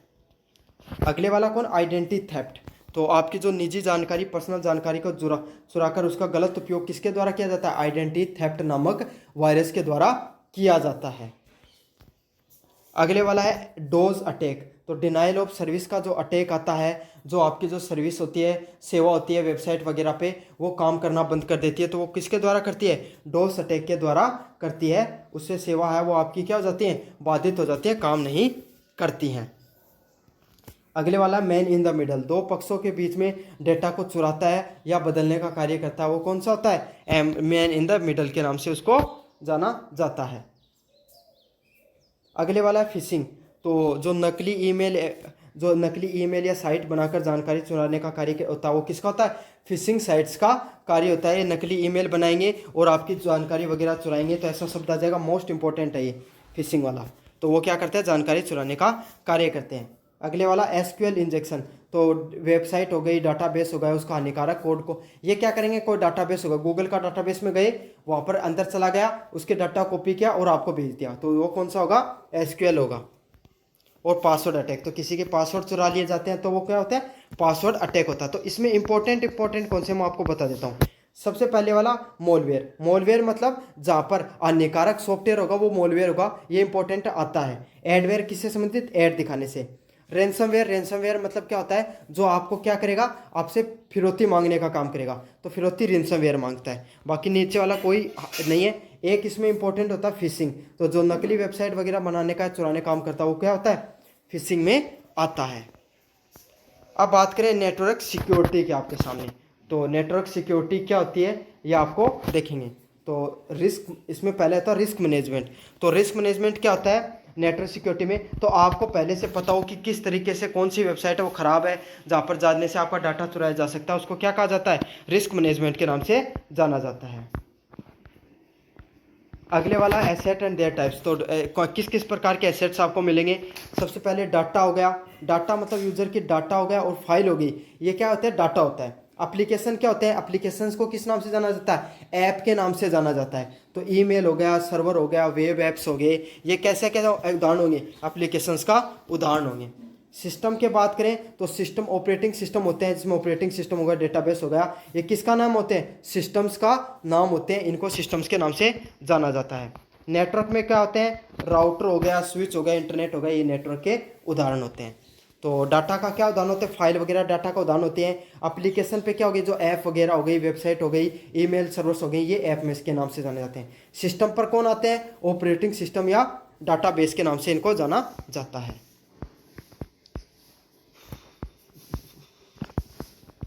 पहुंच गए अपन सेकंड लास्ट टॉपिक पर आपका पूरे के पूरे रिवीजन का। तो कंप्लीट रिवीजन करवा दिया मैंने इसमें। अब बात करें आपके सिक्योरिटी मेजर्स का। तो सिक्योरिटी मेजर की बात करें तो फायरवॉल। तो फायरवॉल क्या करता है? नेटवर्क ट्रैफिक को नियंत्रित करने का सुरक्षा गेट का कार्य करता है। मतलब आपके पास कितना नेटवर्क आ रहा है, उस पर कितना ट्रैफिक आ रहा है, उसको कंट्रोल करने का कौन कार्य करता है? फायरवॉल है, उसको कंट्रोल करने का काम करता है। अगला वाला बात आ गई एंटीवायरस सॉफ्टवेयर। तो वायरस और मोलवेयर की पहचान करके उसको हटाता है। मतलब आपने भी कभी ना कभी अपने लैपटॉप कंप्यूटर में एंटीवायरस को चलाया होगा। और विंडो डिफेंडर है, वो आपको जो है विंडो वो पहले से दे के रखती है एंटीवायरस के रूप में। एग्जाम्पल क्या है वायरस एंटीवायरस के? मैक हो गया, और क्विक हिल हो गया, विंडो डिफेंडर हो गया। ये सब किसके उदाहरण है? एंटीवायरस के उदाहरण है। ये वायरस को हटाने का कार्य करता है। अगले वाला क्या होता है? एनक्रिप्शन। तो डाटा को आपका कोड में बदलकर क्या किया जाता है? सुरक्षित किया जाता है। तो व्हाट्सएप के ऊपर देखना आपने एंड टू एंड इंक्रिप्शन लिखा होता है। व्हाट्सएप पे किसी की चैट को खोलोगे, उस पर एंड टू एंड इंक्रिप्शन लिखा होगा। इसका अर्थ क्या होता है? आपके डाटा को कोड में बदलकर उसको रख लिया जाता है और उसको कोई भी नहीं पढ़ सकता। तो उसे क्या कहा जाता है? एनक्रिप्शंस कहा जाता है। इंपॉर्टेंट है चीज़ भी।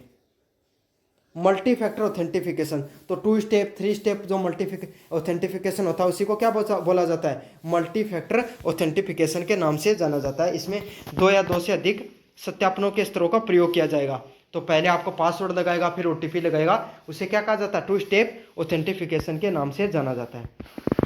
अगले वाला क्या? Regular update and page management. तो आपको अपनी सुरक्षा को बार बार क्या करना चाहिए? मैनेजमेंट करना चाहिए। आपको इसीलिए तो ऐप अपडेट होते हैं समय समय पर। अगर ऐप वगैरह को अपडेट करोगे तो उससे बग वगैरह होते हैं वो हट जाते हैं। तो यही है, आपको बचने के लिए किस किस का प्रयोग करना चाहिए? हैकिंग से बच सकते हो। Firewall, antivirus, encryption, multi factor authentication और रेगुलर अपडेट्स। साथ के साथ बैकअप और रिकवरी। तो अपने डेटा को बचाने के लिए हमेशा बैकअप करके रखें और रिकवर, ताकि समय पर आप क्या कर सके? उसको रिकवर कर सकें। तो सुरक्षित अपने डेटा को प्रयोग करने के लिए आपको किन किन चीज़ों का प्रयोग करना है? तो पहले वाला ये पर्सन भी आता आपके सामने। मजबूत पासवर्ड रखें, नियमित चीज़ों को अपडेट रखें, सुगंधित मतलब जो फेक ईमेल जो लिंक है उसको खोलने से बचें, और एंटीवायरस का प्रयोग करें। तो ये सारे के सारे जो आपका क्विक रिवीजन था कंप्यूटर से संबंधित, सारा का सारा मैंने करवा दिया है। कैसा लगा वीडियो आप जरूर से बताना और अपने दोस्तों को जरूर से शेयर करना। धन्यवाद। हेलो बच्चों, मेरा नाम है मोहित और आपका स्वागत है हमारे यूट्यूब चैनल हिस्ट्री चैंपियन में। तो जैसा कि आप जानते हो, जो आपका SEC का स्किल इन्हेंसमेंट कोर्स का जो पेपर होता है कंप्यूटर फंडामेंटल से संबंधित, उसके जितने भी महत्वपूर्ण MCQs हैं, उसके जो पहली पार्ट नंबर 1 और पार्ट नंबर 2 मैंने करवा दिया, पार्ट नंबर 3 लेकर आया हूँ, जिनके अंदर जो एग्ज़ाम ओरिएंटेड पिछले साल जिस एग्ज़ाम के पैटर्न पे जो MCQ पूछे गए थे, उसी एग्ज़ाम पैटर्न पे मैं आपके सामने सारे MCQ लेकर आया हूँ। साथ के साथ बाइलिंगुअल लैंग्वेज में होने वाले हिंदी और इंग्लिश दोनों के अंदर होने वाले हैं आपके सारे के सारे MCQs। तो चलो शुरू करते हैं अपन MCQ को। पहले नंबर है, which of the following is the fastest type of computer. तो इनमें से जो कौन सा है वो फास्टेस्ट टाइप होगा कंप्यूटर का? तो सबसे पहला micro computer, mini frame computer, super computer. पहले मैं सारे कंप्यूटर के बारे में बता देता हूँ आपको। जो सबसे तेज कंप्यूटर चलते हैं उनको किस नाम से जाना जाता है? सुपर कंप्यूटर के नाम से जाना जाता है।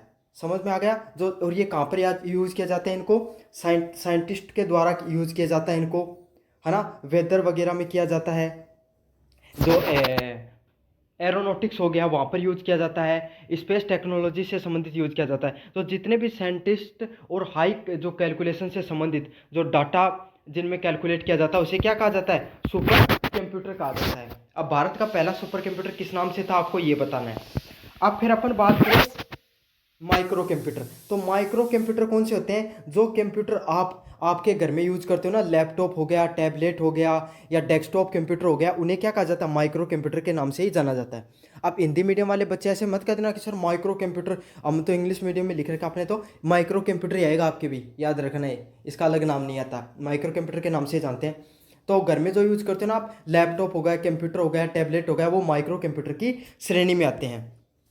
अगले वाले कौन से कंप्यूटर होते हैं? मिनी कंप्यूटर और मेन फ्रेम कंप्यूटर। तो मिनी कंप्यूटर होते हैं, ये कौन से कंप्यूटर होते हैं? जो इनका प्रयोग कहाँ पर किया जाता है? थोड़े बड़े कंप्यूटर होते हैं और इनका प्रयोग किया जाता है आपको ज़्यादातर ग्राफिकल डिजाइनिंग में। जो बड़ी बड़ी जो एक मूवी बनती हैं, एनिमेशन देखते हो ना आप, जो आजकल एनिमेटेड मूवी आती हैं, उनका जो ग्राफिक वगैरह बनाने में जो कार्य किया जाता है ना, वो कौन से होते हैं? मिनी कंप्यूटर होते हैं। मतलब माइक्रो कंप्यूटर से ज़्यादा बड़े होते हैं और ज़्यादा कार्य करने का कार्य करते हैं। कार्य मतलब मिनी कंप्यूटर जो कार्य करता है ना, वो माइक्रो कंप्यूटर सॉरी, वही मिनी कंप्यूटर करते हैं, लेकिन वो बड़े होते हैं और हाई लेवल पे उस कार्य को कर सकते हैं। समझ में आ गया? Main frame computer. Main frame computer क्या होता है?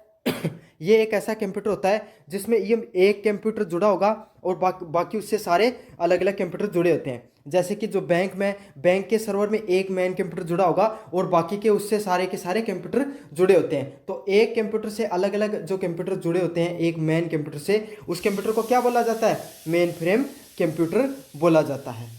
तो समझ में आ गया? हाई स्पीड एंड कैलकुलेशन जहाँ पे देख के रखें, साइंटिस्ट का नाम देख के रखें, वहाँ पे सुपर कंप्यूटर करना है। लैपटॉप, टैबलेट, डेस्कटॉप हो गया, उनको माइक्रो कंप्यूटर। ग्राफिक डिजाइनिंग वगैरह से संबंधित आ जाए तो मिनी कंप्यूटर। और जो बैंकिंग हो गया या फिर जो आर्मी वगैरह हो गया, ऐसे जहाँ पे गवर्नमेंट की जो संस्था है उससे संबंधित अगर कोई पूछ ले और ऐसे दे के रखे, मतलब एक कंप्यूटर ऐसा कौन सा कंप्यूटर है जो अपने नीचे बहुत सारे कंप्यूटर को जोड़ सकता है, उसको क्या कहा जाता है? मेन फ्रेम कंप्यूटर के नाम से जाना जाता है। तो सारी थ्योरी बता दी आपको। अब कैसा भी प्रश्न आ जाए आपके सामने।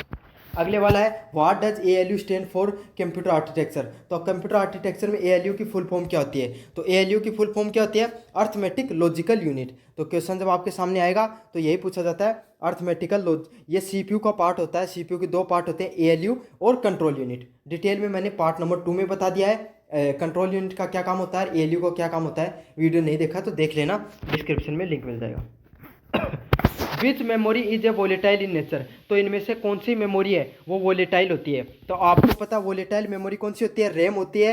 और नॉन वोलेटाइल मेमोरी कौन सी होती है? रोम होती है। समझ में आ गया? तो नॉन वोलेटाइल मेमोरी होगी रोम और वोलेटाइल मेमोरी होगी रैम। रट लेना, ये प्रश्न देखने को मिलेगा आपका। सही आंसर होगा ऑप्शन नंबर बी। समझ में? रोम की full form read only memory और जो रैम की रैंडम एक्सेस मेमोरी। तो इसका सही आंसर क्या होगा? ऑप्शन नंबर बी है वो सही आंसर होने वाला है। 4 नंबर है रोम इज यूज टू स्टोर। तो रोम है वो किसको स्टोर करने का कार्य करती है? तो रोम स्टार्टअप इंस्ट्रक्शंस को आपको जो स्टोर करने का कार्य किया जाता है। इसका ये गलत ऑप्शन टिक रखा है, इसका सही आंसर को यूजर के द्वारा जो फाइल डाली जाती है वो स्टोर करने के लिए रोम का प्रयोग किया जाता है। विच device is use for input device. तो इनमें से इनपुट डिवाइस कौन सा है? तो इनपुट डिवाइस है आपको इनपुट डिवाइस क्या होते हैं, आउटपुट डिवाइस क्या होते हैं, इसके बारे में भी मैंने जो 2 नंबर वीडियोस में और डिटेल में समझा दिया है। अच्छे से समझाया तो वो वीडियो देख लेना। लेकिन इसमें भी मैं आपको बता देता हूँ, इनपुट डिवाइस वो होते हैं जिसमें आप अपने जो डाटा है वो कंप्यूटर के अंदर डालते हो, वो इनपुट डिवाइस होते हैं। और जिनसे डाटा बाहर की तरफ निकल कर आता है उसे आउटपुट डिवाइस कहते हैं। तो मॉनिटर हो गया, ये क्या है? आउटपुट डिवाइस है। समझ में आ गया? तो आप बाहर देखते हो ना कोई भी चीज़, ग्राफिक वगैरह है, मूवी चला रखी है, वो बाहर की तरफ आपको सीन होती है, तो वो क्या आउटपुट डिवाइस हो गया। प्रिंटर, कोई कागज़ प्रिंट करने के बाद में बाहर आता है तो ये भी आउटपुट डिवाइस है। स्पीकर, जो आवाज़ वगैरह सुनते हो स्पीकर पे, वो भी आउटपुट डिवाइस का उदाहरण होता है। लेकिन कीबोर्ड पे टाइप करके आप इंस्ट्रक्शन अंदर की तरफ देते हो, इसलिए ये क्या होगा? इनपुट डिवाइस होगा। और इसका क्या क्या उदाहरण होता है? माउस भी इसका एक उदाहरण होता है इनपुट डिवाइस का। स्कैनर भी एक एग्जाम्पल होता है इनपुट डिवाइस का।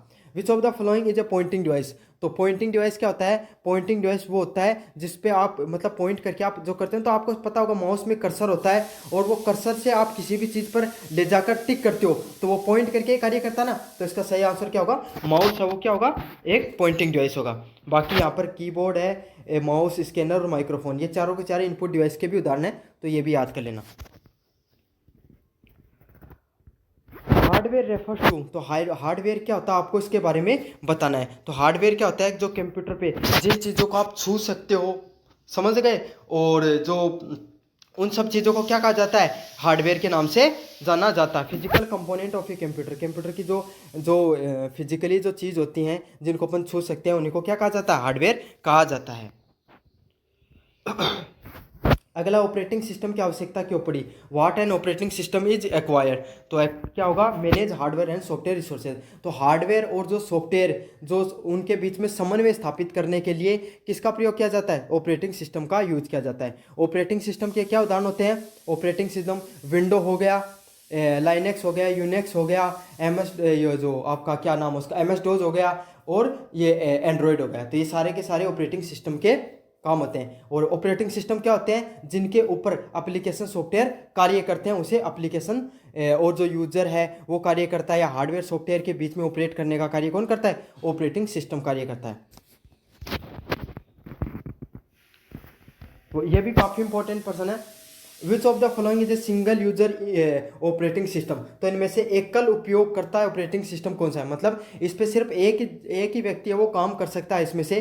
तो MS DOS है वो सिंगल यूजर ऑपरेटिंग सिस्टम के नाम से जाना जाता है। काफ़ी ज़्यादा मोस्ट इंपॉर्टेंट पर्सन है।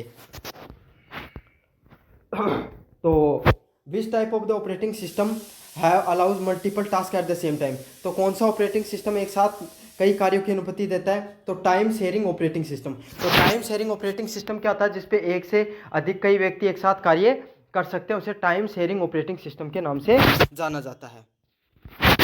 समझ में आ गया। सिंगल यूजर क्या होता है, जिसपे एक जना काम कर सकता है, single user. Command line operating system क्या होता है, जैसा इंसान कमांड देगा वैसा ही ऑपरेटिंग सिस्टम कार्य करेगा, वो कमांड लाइन ऑपरेटिंग सिस्टम होता है। तो अगले वाला क्वेश्चन है, Unix is known for being. तो यूनिक्स है वो ऑपरेटिंग सिस्टम, वो किसके लिए जाना जाता है, मल्टी यूजर और मल्टी टास्किंग से संबंधित होता है। तो एक से अधिक जो उपयोगकर्ता वो कार्य करेंगे इसके अंदर, इसे उसको क्या कहा जाता है, एक से अधिक उपयोगकर्ता का कार्य करने वाला ऑपरेटिंग सिस्टम कौन सा होता है, यूनिक्स होता है।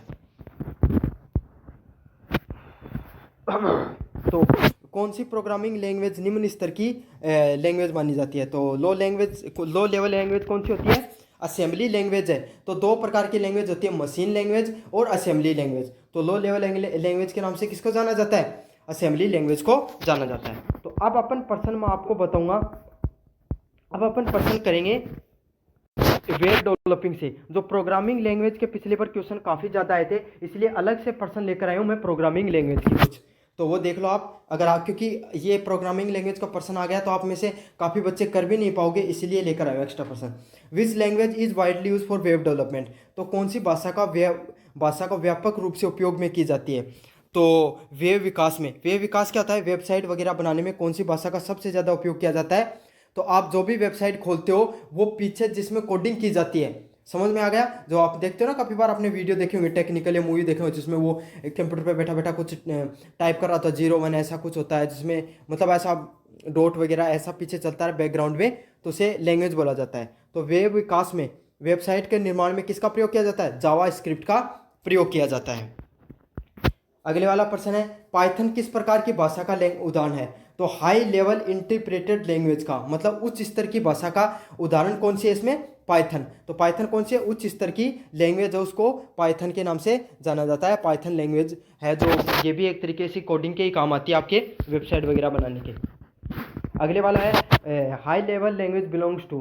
तो कौन सी जनरेशन की जो भाषाएं हैं वो उच्च स्तरीय भाषाओं के जाना जाता है। तो जो तीसरी जनरेशन है ना, उसकी जो भाषाएं हैं उसे हाई लेवल लैंग्वेज के नाम से जाना जाता है, उच्च स्तर की भाषा के नाम से जाना जाता है। ऑब्जेक्ट ओरिएंटेड प्रोग्रामिंग किस पर आधारित है, मतलब आपका कोई वस्तु है तो वस्तु पे आधारित आपने कोई भी प्रोग्रामिंग करी तो वो क्या कहलाएगी, ऑब्जेक्ट एंड क्लासेस। तो वहाँ पर भी ऑब्जेक्ट या क्लासेस लिखा होगा, या फिर वस्तु या वर्ग से संबंधित जो भी ऑपरेटिंग सिस्टम होगा या प्रोग्रामिंग लैंग्वेज होगी वो किससे होगी, object and oriented programming language से संबंधित होगी। तो इनमें से कौन सी ऑब्जेक्ट ओरिएंटेड प्रोग्रामिंग लैंग्वेज नहीं है। तो कौन सी ऑब्जेक्ट ओरिएंटेड प्रोग्रामिंग लैंग्वेज नहीं है? तो जावा है। तो जावा में आप क्या करते हो, अपने वेबसाइट वगैरह बना सकते हो। सी प्लस प्लस है, ये भी वेबसाइट और ऐप डेवलपमेंट के कार्य आती है ना। पाइथन है, इसका भी, ये भी बेसिक प्रोग्रामिंग लैंग्वेज होती है, जिसको आपको क्या करना पड़ता है, इस ये लास्ट कार्य करती है, मतलब वेबसाइट वगैरह को बनाने के कंप्लीट करने का कार्य इसी का होता है। तो ऑब्जेक्ट ओरिएंटेशन लैंग्वेज क्या होती हैं, जिसके माध्यम से आप क्या कर सकते हो, अपना कोई भी ऐप हो गया, कोई वेबसाइट हो गई, कोई भी ऑब्जेक्ट है, कोई भी वस्तु जो बनवाना चाहते हो वो बना सकते हो। तो इसमें से जो सी लैंग्वेज है वो ऑब्जेक्ट ओरिएंटेड नहीं है, बाकी सारी की सारी क्या है, ऑब्जेक्ट ओरिएंटेड लैंग्वेज है इनमें से।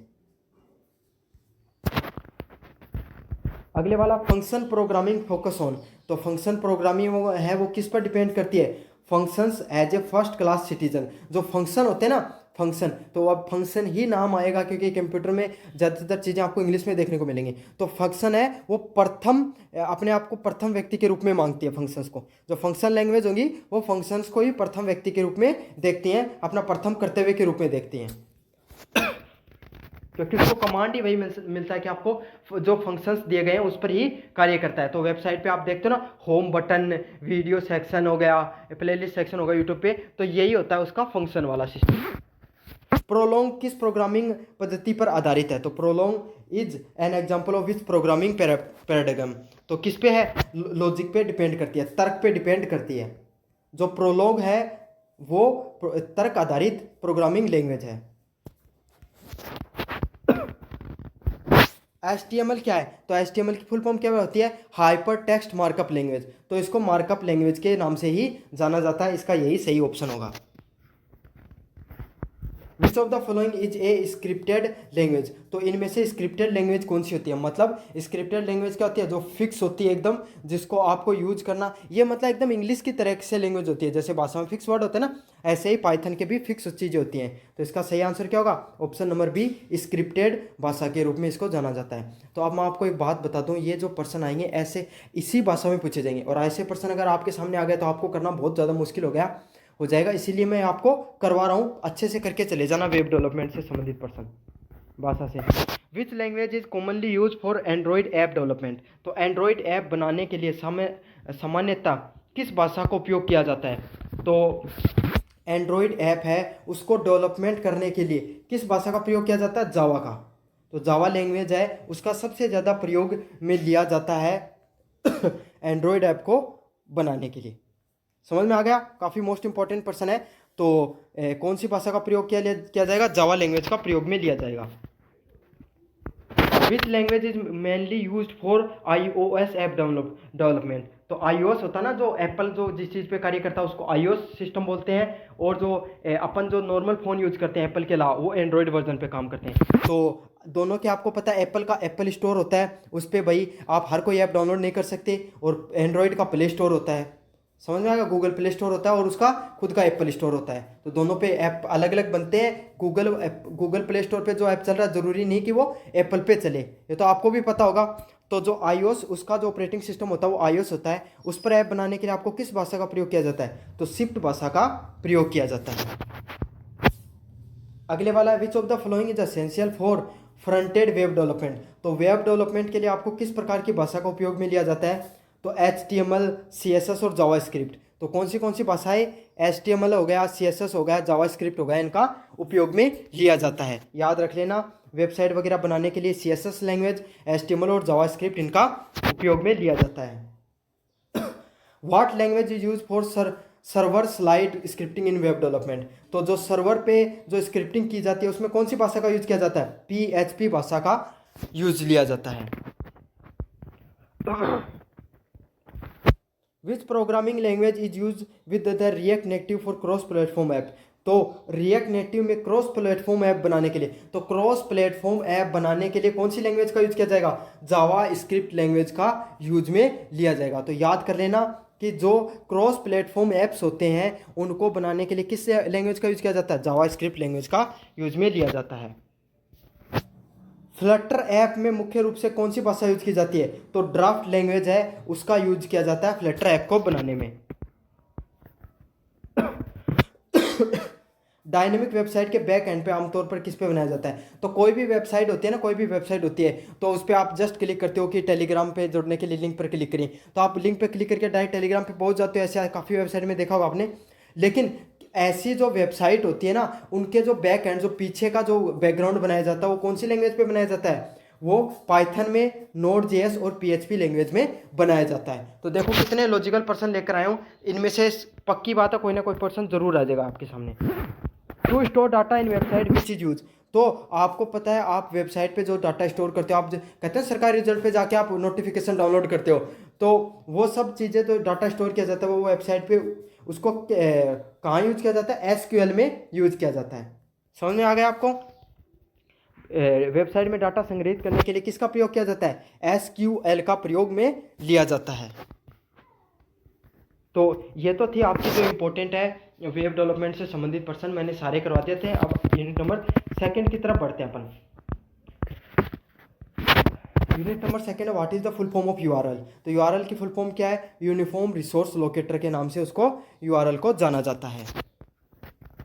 अगले वाला है which of the following is a web browser. तो वेब ब्राउज़र के क्या क्या उदाहरण है? तो गूगल हो गया, याहू हो गया, बिंग हो गया, ये सारे के सारे क्या है? ये कि सारे के सारे उदाहरण है सर्च इंजन के। लेकिन मोजिला फायरबॉक्स है वो वेब ब्राउज़र का उदाहरण है। और क्या होते हैं? क्रोम हो गया, मोजिला फायरबॉक्स हो गया, इंटरनेट एक्सप्लोरर हो गया, और जो आपका हो गया, ये सारे के सारे किसके उदाहरण है? ये सारे के सारे वेब ब्राउज़र के उदाहरण आपके, ठीक है, अच्छे से याद। क्रोम हो गया, और ये जो आपका है मोजिला फायरबॉक्स हो गया, यूसी ब्राउज़र हो गया, और यूसी का तो नाम ही है वैसे ब्राउज़र के नाम से तो उसको नहीं कर सकते। ओपेरा मेन्यू हो गया, ये सारे के सारे किसके उदाहरण हैं? आपके वेब ब्राउज़र के उदाहरण हैं।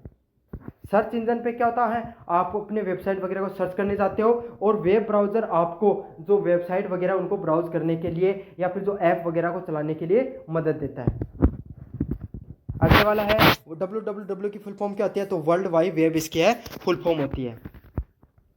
What is the main function of verb browser. तो वेब ब्राउजर होता है, उसका मुख्य कार्य क्या होता है? वेबसाइट को खोलने का। तो आपको क्रोम खोल के क्या करते हो? वेबसाइट खोलने का ही तो कार्य करते हो। सरकारी रिजल्ट खोल दी और कोई वेबसाइट खोल दी, तो वही होता है कि वेबसाइट वगैरह को चलाने के लिए वेब ब्राउजर का प्रयोग में किया जाता है। विच protocol is use for the transfer web pages. तो वेब पेजेस को ट्रांसफर करने के लिए कौन सा प्रोटोकॉल को यूज किया जाता है? तो कौन सा किया जाता है? HTTP को यूज में लिया जाता है। हाइपर टेक्स्ट ट्रांसफर प्रोटोकॉल का यूज में लिया जाता है वेब पेजेस को ट्रांसफर करने के लिए। तो ये टेक्निकल पर्सन है, याद कर लो इसको अच्छे से। Which of the following is a search engine. तो सर्च इंजन का क्या कार्य होता है? जानकारी ढूंढना, टू नो द इन्फॉर्मेशन। तो जानकारी आप ढूंढते हो, सर्च इंजन पे क्या जाते हो? वेबसाइट वगैरह में जाकर आपकी जो इन्फॉर्मेशन को सर्च करने का कार्य करते हो ना, तो वही होता है सर्च इंजन का कार्य होता है इन्फॉर्मेशन को सर्च करने का, और जो वेब ब्राउजर का कार्य होता है वेबसाइट को चलाने का। Which of the following is use for sending और रिसीविंग द ईमेल्स। तो इनमें से किसका प्रयोग ईमेल को भेजने और प्राप्त करने के लिए होता है? तो किसका प्रयोग होता है? SMTP, simple mail transfer protocol. तो आप तो सिंपली अपने दोस्त के पास ईमेल भेजते हो, लेकिन वो कैसे कार्य करता है? सबसे पहले ये कहाँ पर जाता है आपके पास? ये जो सिंपल मेल है, ये आपने जो मेल भेजा वो सर्वर पे जाएगा, गूगल में जीमेल के सर्वर से वेबसाइट पे उसके जो फिर आपके जो इंटरनेट से जो सैटेलाइट के पास जाएगा, सैटेलाइट से फिर से वापस जो रिसीवर होता है, रिसीवर का जो जीमेल का जो सर्वर होगा उसके पास जाएगा, और फिर आपके पास दोस्त के पास जाएगा। तो ये जो पूरा प्रोटोकॉल चल रहा है इसी को क्या बोला जाता है? SMTP, simple mail transfer protocol. What is a digital signature use for. तो डिजिटल सिग्नेचर का किसके लिए प्रयोग किया जाता है? तो दस्तावेज की सुरक्षा और प्रमाणीकरण के लिए। तो अगर आपने डिजिटल सिग्नेचर का प्रयोग कर लिया तो जो आपको पता है वो दस्तावेज या डॉक्यूमेंट है वो क्या होगा? सिक्योरिटी उसकी बढ़ जाएगी, और ये उसकी ऑथेंटिफिकेशन हो जाएगी कि ये जो जिसने भेजा वो सही व्यक्ति है, सही व्यक्ति के द्वारा भेजा गया है। Which of following is example of e commerce. तो ई कॉमर्स का क्या उदाहरण है? तो इसमें से जो अमेजोन है, अमेजोन हो गया, फ्लिपकार्ट हो गया, मीशो हो गया, ये सब क्या है? एक ई कॉमर्स वेबसाइट का उदाहरण है। अब और काफ़ी चीज़ें वो भी बता देता हूँ। फेसबुक हो गया, इंस्टाग्राम हो गया, और स्नैपचैट हो गया, आपका व्हाट्सअप हो गया, ये सब क्या है? सोशल मीडिया प्लेटफॉर्म्स आपके। यूट्यूब हो गया। उसके अलावा गूगल ड्राइव हो गया, माइक्रोसॉफ्ट है ना ड्राइव हो गया, और जो वन ड्राइव हो गया, ये सारे के सारे क्लाउड स्टोरेज के लिए जाने जाते हैं। समझ में आ गया। अब चारों पर्सन में मैंने चार अलग अलग चीज़ें बता दी आपको। और जीमेल और मेल, ये तो आपको पता है मेल ट्रांसफ़र करने की चीज़ें हैं। What is a cloud based storage use for, तो क्लाउड स्टोरेज का प्रयोग किसके लिए किया जाता था, तो मैंने आपको पहले बताया है, गूगल ड्राइव का उदाहरण देके बताया था कि पीडीएफ वगैरह है वो आप कहीं पे, गूगल ड्राइव होती है उस पर आपने पीडीएफ स्टोरेज करके रख रखी होंगी, है ना। और ये जो आपकी फ़ोटो वगैरह, डॉक्यूमेंट वगैरह, ये सब कुछ स्टोरेज कर रखा है, तो जहाँ पर आप फाइलें स्टोर कर सकते हो और उन्हें फिर से एक्सेस कर सकते हो, तो वही क्या कहलाता है, क्लाउड स्टोरेज के नाम से जाना जाता है उसको। एम कॉमर्स इज नाम नोन एज, तो एम कॉमर्स किसके लिए नाम जाना जाता है, एम मतलब मोबाइल कॉमर्स। तो काफ़ी लोग क्या होते हैं, मोबाइल पे व्हाट्सएप पे ग्रुप बना दिया और अपने प्रोडक्ट वगैरह बेचते रहते हैं, तो उसे जाना जाता है एम कॉमर्स के नाम से। समझ में आ गया। तो इसे मोबाइल फ़ोन के कॉमर्स के नाम से जाना जाता है कि मोबाइल पे आप अपने प्रोडक्ट या बिजनेस करते हो, उसी को कहा जाता है एम कॉमर्स। तो इसका सही आंसर क्या होगा, मोबाइल फ़ोन से संबंधित है। Which of the following is a social networking site, तो सोशल नेटवर्किंग साइट कौन सी है, तो देखो सोशल मीडिया नहीं पूछकर सोशल नेटवर्किंग साइट का प्रश्न पूछ रही है यहाँ पर, तो कौन सी है, फेसबुक एक सोशल नेटवर्किंग साइट है, विकीपीडिया एक वेबसाइट है, याहू एक सर्च इंजन है, और अमेजोन ई कॉमर्स वेबसाइट है। समझ में आ गया। तो फेसबुक कौन सी है, यहाँ पे सोशल नेटवर्किंग साइट है, तो जहाँ पर लोग आपस में जुड़े होते हैं, अपने वीडियो शेयर कर सकते हैं, कंटेंट शेयर कर सकते हैं, फोटो कर सकते हैं, वो सोशल नेटवर्किंग साइट होती है। Which is the videos conferencing, तो वीडियो कॉन्फ्रेंसिंग क्या होती है, तो आप पता है आपको वीडियो कॉन्फ्रेंसिंग क्या होती है, जब आपने भी जब कोरोना के समय जूम वगैरह पे क्लासेस ली होगी, उसी को क्या कहा जाता है, वीडियो कॉन्फ्रेंसिंग कहा जाता है। तो लाइव वीडियो के माध्यम से बैठक करने को क्या कहा जाता है, वीडियो कॉन्फ्रेंसिंग के नाम से जाना जाता है। Which is required to log in an email account, तो किसी भी व्यक्ति को अपना जो ईमेल अकाउंट को लॉगिन करने के लिए क्या पता होना चाहिए, उसका यूज़र नेम और पासवर्ड है वो आपको पता होना चाहिए। तो किसी भी व्यक्ति का अगर आपको यूज़र नेम और पासवर्ड पता है, तो आप उसके खाते को क्या कर सकते हो, लॉगिन कर सकते हो। समझ में आ गया। तो इसीलिए आपका यूज़र नेम तो शेयर कर दो, लेकिन पासवर्ड किसी को शेयर नहीं करना चाहिए। और स्ट्रॉन्ग पासवर्ड के क्या उदाहरण होते हैं ये भी समझा देता हूँ। एक लेटर आपका कैपिटल होगा, एक स्मॉल लेटर होगा, एक उसमें जो स्पेशल कैरेक्टर होगा, और एक उसमें नंबर होगा। तो समझ में आ गया। जैसे मैं आपका उदाहरण दूँ, आपका नाम है सुमित, सुमित का एस बड़ा, यू छोटे, MIT आ गया, @ लगा दिया या हैशटैग लगा दिया, आपने किसी का भी प्रयोग कर लिया, और 1 2 4 5 आपने इसका यूज किया, तो ये क्या एक स्ट्रॉन्ग पासवर्ड की श्रेणी में आएगा। What is the purpose of an email attachment, तो ईमेल अटैचमेंट का क्या होता है, तो आपको पता है कोई भी ईमेल होती है और उस पर आप क्या करते हो, ईमेल पे अपनी PDF शेयर करते हो, फोटो शेयर करते हो किसी को, तो वहाँ पर देखना अटैचमेंट लिखा होगा, तो वो क्या होता है, फाइल वगैरह शेयर करना ईमेल पे, ये उसी को क्या कहा जाता है, ईमेल अटैचमेंट के नाम से जाना जाता है।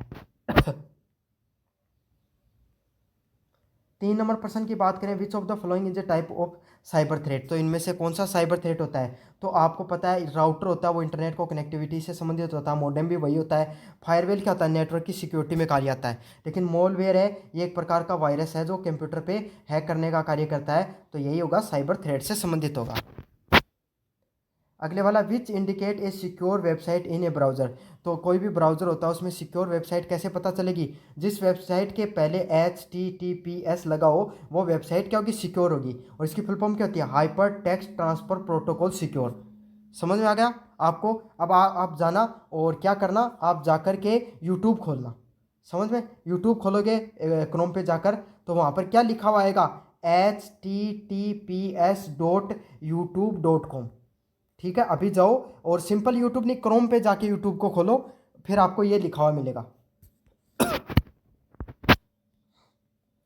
What is the purpose of secure seals like the VeriSign और ट्रस्ट पे, तो वेरीसाइन और ट्रस्ट पे का क्या होता है, तो वेबसाइट की सुरक्षा और वैधता दिखाने के लिए इनका प्रयोग किया जाता है, वेरीसाइन और ट्रस्ट पे का। तो ये क्या होते हैं, ये मतलब वेबसाइट की सिक्योरिटी को चेक करने के लिए इन सब ऐपों का प्रयोग किया जाता है, जिनका नाम क्या होता है, वेरीसाइन व ट्रस्ट पे। Which of the following is a good browsing equity, तो गुड ब्राउजिंग से शिष्टाचार से क्या संबंधित है, तो आप हर किसी लिंक पे क्लिक कर दोगे तो क्या आपको पता है लिंक पे फ्रॉड लिंक भी होते हैं जो आपका हैक कर सकते हैं, आपको अनजान वेबसाइट पे चले जाओगे तो आपको पता नहीं उसका क्या पर्पज है, और किसी को अपने पासवर्ड शेयर कर ले तो हैक कर सकता है। लेकिन विश्वसनीय वेबसाइट पर जाके ब्राउज करोगे तो वो क्या होगा, एक गुड ब्राउजिंग से संबंधित है। Which consider has a unethical of IT use, तो कोई भी सॉफ्टवेयर है उसका आपका अनइथिकल अनैतिक या अवैध उपयोग क्या होता है, तो कोई भी सॉफ्टवेयर उसकी पायरेसी करके, तो आपने भी कभी ना कभी मूवी है वो जो टेलीग्राम वगैरह से डाउनलोड करके देखी होगी, तो वो भी पायरेसी का उदाहरण होता है। या फिर आपने कोई ऐसा ऐप का उपयोग किया जिसमें लाइसेंस का यूज होता है ना, और आप क्या करते हो, बिना लाइसेंस के यूज करते हो। ऐसे भी नहीं समझ में आए तो कि आपने कंप्यूटर में विंडो डालते हो, विंडो चलाने के लिए आपको पता है कि की लेनी पड़ती है, लाइसेंस लेना पड़ता है जो 7-8 हज़ार रुपये का आता है। लेकिन अपन क्या करते हैं, 50 रुपये की CD लेकर आते हैं बाजार से और वो डाल लेते हैं वहाँ से विंडो। तो यही आता है साइबर पायरेसी के अंतर्गत। समझ में आ गया आपको। With Indian law deal with the cyber crime, तो साइबर क्राइम से संबंधित कौन सा है, इंडिया टेक्नोलॉजी लॉ है 2008 का, वो साइबर क्राइम से संबंधित है। Copyright is mainly related to, तो कॉपीराइट किससे संबंधित होता है, मुख्यतः रचनात्मक कार्य जैसे कोड लिखना, संगीत हो गया, लेख हो गया, किताब हो गई, इस सब चीज़ों से संबंधित। तो कोई का म्यूजिक आप कॉपी करके सेम टू सेम अपलोड कर दोगे तो कॉपीराइट लग जाता है। किसी के कंटेंट को सेम टू सेम कॉपी करके डाल दोगे तो कॉपीराइट लग जाएगा। आपकी जो सीरीज़ पढ़ते हो अगर इसको भी कॉपी करके बेचने का प्रयास करोगे, तो आप सीरीज़ खोलो स्टार्टिंग में, उस पर लिखा होगा कॉपीराइट से संबंधित एक पूरी लाइन लिखी होगी, वो पढ़ लेना, आपको पता चल जाएगा कॉपीराइट क्या होती है। आप जो सीरीज़ होगी ना आपके पास किसी की भी जो हिंदी साहित्य या कोई भी सब्जेक्ट की होगी, उसको खोल के देख लेना, पता चल जाएगा आपको। Which is an example of intellectual property, तो इंटेलेक्चुअल बौद्धिक संपदा से संबंधित क्या है, तो कोई भी सॉफ्टवेयर कोड है वो किससे संबंधित है, एक बौद्धिक संपदा से संबंधित है। व्हाट इज सॉफ्टवेयर पायरेसी, तो सॉफ्टवेयर की पायरेसी से संबंधित क्या है कि बिना किसी लाइसेंस के सॉफ्टवेयर की कॉपी करके या उपयोग करना। तो मैंने बताया था ना आपको कि लाइसेंस नहीं लिया आपने उसका और उसको आपको पायरेसी करके यूज़ कर रहे हो, और उसका एग्जांपल भी दे दिया। जो 50 रुपये वाली आप विंडो खरीद के यूज़ करते हो ना, बाजार से लाकर डाल लेते हो, वही विंडो पायरेसी का उदाहरण होता है। इलीगल भी होती हैं सब चीज़ें। GPL license is associated with, तो GPL लाइसेंस किससे संबंधित होती है, GPL होता है फ्री व ओपन सोर्स सॉफ्टवेयर। तो फ्री और ओपन सोर्स सॉफ्टवेयर कौन से होते हैं, वो वाले सॉफ्टवेयर जिनका प्रयोग हम मतलब जैसे गूगल हो गया, व्हाट्सअप हो गया, यूट्यूब हो गया, जिन पे अपन फ्रीली कोई भी अपना कंटेंट अपलोड कर सकते हैं, कार्य कर सकते हैं, उन्हें ओपन सोर्स और फ्री सॉफ्टवेयर के नाम से जाना जाता है। तो ये कौन से ऑपरेटिंग सिस्टम पे कार्य करते हैं, किस पे काम करते हैं, ये कौन सा लाइसेंस देके रखते हैं, GPL लाइसेंस देकर रखते हैं सभी को, मतलब कोई भी यूजर को यूज कर सकता है। अगले वाला free and open source software means for, मतलब मुफ्त और मुक्त स्रोत सॉफ्टवेयर क्या होता है, FOSS का क्या अर्थ होता है, तो FOSS का क्या अर्थ होता है, सॉफ्टवेयर जिसे कोई भी मुफ्त में उपयोग कर सकता है, संशोधित कर सकता है, साझा कर सकता है, उसे क्या कहा जाता है, FOSS कहा जाता है। मतलब free and open source software, मतलब कोई भी है वो सॉफ्टवेयर को उपयोग ले सकता है फ्री में और शेयर भी कर सकता है। What is the proprietary software, तो प्रोप्राइटरी सॉफ्टवेयर कौन से होते हैं इसमें से, तो वो सॉफ्टवेयर होते हैं जिनका स्वामित्व किसी कंपनी के पास होता है। तो जैसा कि आपने कैनवा हो गया, है ना, और या जो कोई भी कंपनी से संबंधित जो ऐप होते हैं ना, जिसको सिर्फ वो कंपनी यूज कर सकती है, तो उसको क्या कहा जाता है, प्रोप्राइटरी सॉफ्टवेयर होता है। तो रिलायंस कंपनी है, वो अपने कर्मचारियों के लिए स्पेशल से रिलायंस का जो एक अलग ऐप देती है जिसमें उनके से संबंधित जो सूचना आती रहती है, तो वही क्या प्रोप्राइटर ऐप का उदाहरण होता है। What is cyber law concern with, तो साइबर लॉ का किससे संबंधित है, तो इंटरनेट और डिजिटल दुनिया में अपराधों से संबंधित जो कानून होते हैं वो साइबर लॉ के अंतर्गत आते हैं। समझ में आ गया। तो अगर कोई हैकिंग करता है या किसी की गलत इन्फॉर्मेशन को यूज़ करता है, पैसे वगैरह चोरी कर लेता है किसी के फ़ोन पे वगैरह को हैक करके, तो वही किससे संबंधित आएगा, साइबर लॉ से संबंधित आएगा। तो भारत में डिजिटल लेन देन और साइबर अपराध से कौन सा अधिनियम नियंत्रित करता है, तो कौन सा करता है, IT एक्ट 2000 है, वो क्या करता है, आपको डिजिटल लेन देन से संबंधित, मतलब आप रुपये ट्रांसफ़र करते हो ऑनलाइन, अगर कोई प्रकार का फ्रॉड हो जाएगा तो IT एक्ट 2000 के अंतर्गत आएगा। और इसी एक्ट के अंदर 2008 के अंदर क्या किया गया था, अमेंडमेंट भी किया गया था, बदलाव भी किया गया था, जिसमें बहुत से नए कानूनों को जोड़ा गया था। अगले वाला प्रश्न है, which of the following help in preventing the cyber crime, तो इनमें से कौन सा है जो आपको साइबर क्राइम को रोकने में सहायक होता है, तो कौन सा होगा? तो स्ट्रॉन्ग पासवर्ड है, अगर आप यूज़ करोगे तो आप साइबर क्राइम से बच सकते हो, ये आपको भी पता है। यूएसबी शेयर करोगे तो हो सकता है किसी कंप्यूटर में वायरस हो, आपके कंप्यूटर में आ जाए। पब्लिक वाईफाई का यूज़ करोगे तो पब्लिक वाईफाई का यूज़ कभी भी यूज़ नहीं करना चाहिए। आपको पता, आप क्या करते हो, मेट्रो में जाते ही मेट्रो को वाईफाई यूज़ करने लग गए। रेलवे स्टेशन, एयरपोर्ट वगैरह के जो होते हैं, इस पर कोई भी हैकर उनको आराम से हैक करके आपकी इन्फॉर्मेशन निकाल सकता है। ओपन ईमेल अटैचमेंट, तो कोई भी जो ईमेल है जो आपका, जिसको नहीं जानते किसने भेजी तो उसमें भी वायरस वगैरह हो सकते हैं, तो इसको भी नहीं खोलना चाहिए आपको। तो इसमें से सिर्फ एक स्ट्रॉन्ग पासवर्ड ही ऐसा एग्जांपल होगा जो आपको साइबर क्राइम से बचा सकता है। तो ये थी आपकी यूनिट नंबर 3। अब बात करें यूनिट नंबर 4 की। What is computer virus? तो कंप्यूटर वायरस क्या होता है? एक हानिकारक प्रोग्राम जो फाइलों को नुकसान पहुंचाता है। तो वायरस क्या होता है? एक हानिकारक प्रोग्राम होता है जो फाइलों को नुकसान पहुंचाता है। तो ये ऐसे समझ लीजिए जैसे आप बीमार हो जाते हो तो आपके शरीर में जो बैक्टीरिया आ जाते हैं ना, तो वही बैक्टीरिया की तरह कंप्यूटर में भी वायरस काम करता है। ये कंप्यूटर को बीमार करने का कार्य होता है इसका। अगला वाला, which of the following is an example of malware? तो मॉलवेयर का इनमें से कौन सा उदाहरण है? तो मॉलवेयर का इनमें से कौन सा उदाहरण है? ईमोटेट, EMOTET, ये कौन सा एक मॉलवेयर का उदाहरण है। अगले बार है रैंसमवेयर अटैक्स यूजुअली। तो रैंसमवेयर हमले सामान्यतः में क्या करते हैं? वो डाटा को इनक्रिप्ट करके फिरौती मारने का प्रयास करते हैं। तो कोई भी मान ले, जैसे समझ लीजिए आप, कोई भी एक बहुत बड़ा कंपनी थी, उस कंपनी के डाटा को उन्होंने हैक कर लिया और फिर कह रहे हैं कि आप हमें 50 करोड़ रुपए दो तभी तो आपका डाटा देंगे। तो यूट्यूब को हैक करके उसे कह रहे हैं कि भाई आप मुझे कम से कम 5,000 करोड़ रुपए दो तब मैं यूट्यूब को खोल के दूंगा। तो ऐसे प्रकार के अटैक क्या कहा जाता है? रैंसमवेयर में कहा जाता है। ऑनलाइन फिरौती मांगने का कार्य होता है रैंसमवेयर ऐप का। What is identity theft? तो आइडेंटिटी थेफ्ट क्या होता है? तो किसी की पहचान को चोरी करके गलत प्रयोग करना। तो किसी के आप पर्सनल या प्राइवेट चीज़ों जो कॉपी करके क्या कर सकते हो, उसका गलत उपयोग कर सकते हो, उसको क्या कहा जाता है? आइडेंटिटी थेफ्ट के नाम से जाना जाता है।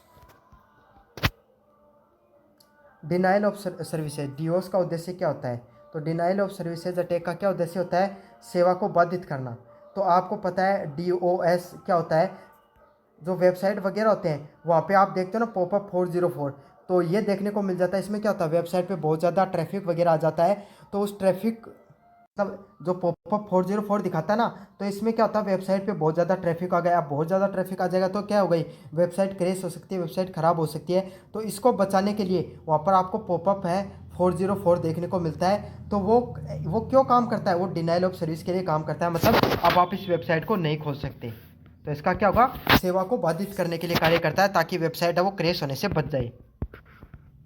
अगला, एसक्यूएल इंजेक्शन का किस में प्रयोग किया जाता है? तो डेटाबेस में अनाधिकृत जानकारी निकालने के लिए। तो क्या करते हैं लोग, जो कोई भी डेटाबेस होता है, कोई सर्वर होता है, उससे कोई भी जानकारी निकालने के लिए उसको हैक कर लेते हैं। तो उस हैक को क्या कहलाता है? एसक्यूएल इंजेक्शन के नाम से जाना जाता है। तो उसमें क्या करते हैं? पहले आपके पास एक सही इन्फॉर्मेशन में थोड़ा वायरस डालकर भेज देंगे। अब वो वायरस क्या करेगा? वहाँ पर पहुँचेगा, डाटा कॉपी करके आपके पास वापस भेज देगा। तो इसे कहा जाता है एसक्यूएल इंजेक्शन के नाम से बोला जाता है। अगला, फिशिंग अटैक किससे संबंधित है? तो फिशिंग अटैक किससे संबंधित है? कोई भी नकली ईमेल भेजकर यूजर की जो संवेदनशील, जो इंपॉर्टेंट जानकारी चुराने का कार्य करता है, उसे फिशिंग अटैक के नाम से जाना जाता है। तो जैसे कि आपको ईमेल भेजी, आपको लिंक पे लिखा गया कि आपको सरकारी जॉब लग गई आपकी, आपने इस जो आपका जो एडमिट कार्ड वगैरह है, ऐसे समझो कि एडमिट कार्ड डाउनलोड करने के लिए इस लिंक पे क्लिक किए, आपने लिंक पे क्लिक किया और आपकी जो जो जितनी भी पासवर्ड वगैरह थे, सारी वेबसाइट का पर्सनल डॉक्यूमेंट वगैरह उनको चुरा लिया। तो उसे क्या कहा जाता है? फिशिंग के नाम से जाना जाता है। पर्सनल जानकारी चुराने के लिए फिशिंग का उपयोग में होता है। यह भी एक तरीके का वायरस अटैक होता है। अगला, व्हाट इज फायरवॉल? तो फायरवॉल क्या? एक सुरक्षा तंत्र जो नेटवर्क को सुरक्षित एक्सेस से बचाता है। तो आप मान लो कि कभी कभी जो पब्लिक वाईफाई यूज़ करते हो तो आपका फ़ोन नहीं कनेक्ट होता उनसे, या फिर ऐसे बताओ कोई काफ़ी बार जो आपने देखा होगा, काफ़ी वेबसाइट है जो क्रोम पे खोलते हो तो आपको नहीं खुलती हैं, है ना, उसमें HTTP एरर दिखा देता है, प्राइवेसी एरर के नाम से आ जाता है। तो इन सब चीज़ों को रोकने का कंट्रोल किस में करता है? फायरवॉल का काम होता है। तो एक तरीके की वॉल होती है आप एक गलत वेबसाइटों के बीच में और नेटवर्क के बीच में। What is the passive attack? तो इनमें से पैसिव अटैक कौन सा है? तो पैसिव अटैक है इवांस ड्रॉपिंग है, वो एक पैसिव अटैक से संबंधित है। What is the man in the middle attack means, तो दो पक्षों के बीच में गुपचाप जानकारी को सुनना और बदलने को क्या कहा जाता है, MITM। तो आपका जो फ़ोन है उसका व्हाट्सअप हैक कर लिया, और आप जो बात कर रहे हो, आपका दोस्त कोई बात कर रहा है, उसको जो हैकर वो बीच में सुन रहा है, तो उसी को क्या कहा जा सकता है, मैन इन द मिडल के नाम से जाना जा सकता है। और वो क्या करेगा, तो आप जो मैसेज भेज रहे हो आपके दोस्त के पास, उसको एनक्रिप्ट करके दूसरे में भेज सकता है। तो समझ में आ गया आपको a man in the middle का full form. What is the main goal of the network security, तो नेटवर्क सिक्योरिटी की मेन गोल क्या होता है, नेटवर्क में अवैध पहुंच को सुरक्षित करना। तो नेटवर्क सिक्योरिटी का मेन गोल यही होता है कि नेटवर्क में जो अवैध रूप से लोग पहुंच जाते हैं ना, उनको इस चीज़ से बचाना। तो इसका सही ऑप्शन क्या होगा, ऑप्शन नंबर सी होगा। पासवर्ड अटैक्स एम्स फॉर, तो पासवर्ड को क्रैक करके उसे ऐसे एक्सेस कर लिया जाता है, यही क्या कहलाता है, पासवर्ड अटैक के नाम से जाना जाता है उसको। अगले वाला adware is a type of malware, तो एडवेयर होता है जो काफ़ी बार आप नहीं देखते हो, काफ़ी लोगों के फ़ोन में ना ऑटोमेटिक ऐड वगैरह चलने जाते हैं, तो वो क्या होता है, एडवेयर के नाम से जाना जाता है। तो ये क्या होता है, विज्ञापन दिखाता है और यूजर को ट्रैक करने का कार्य करता है।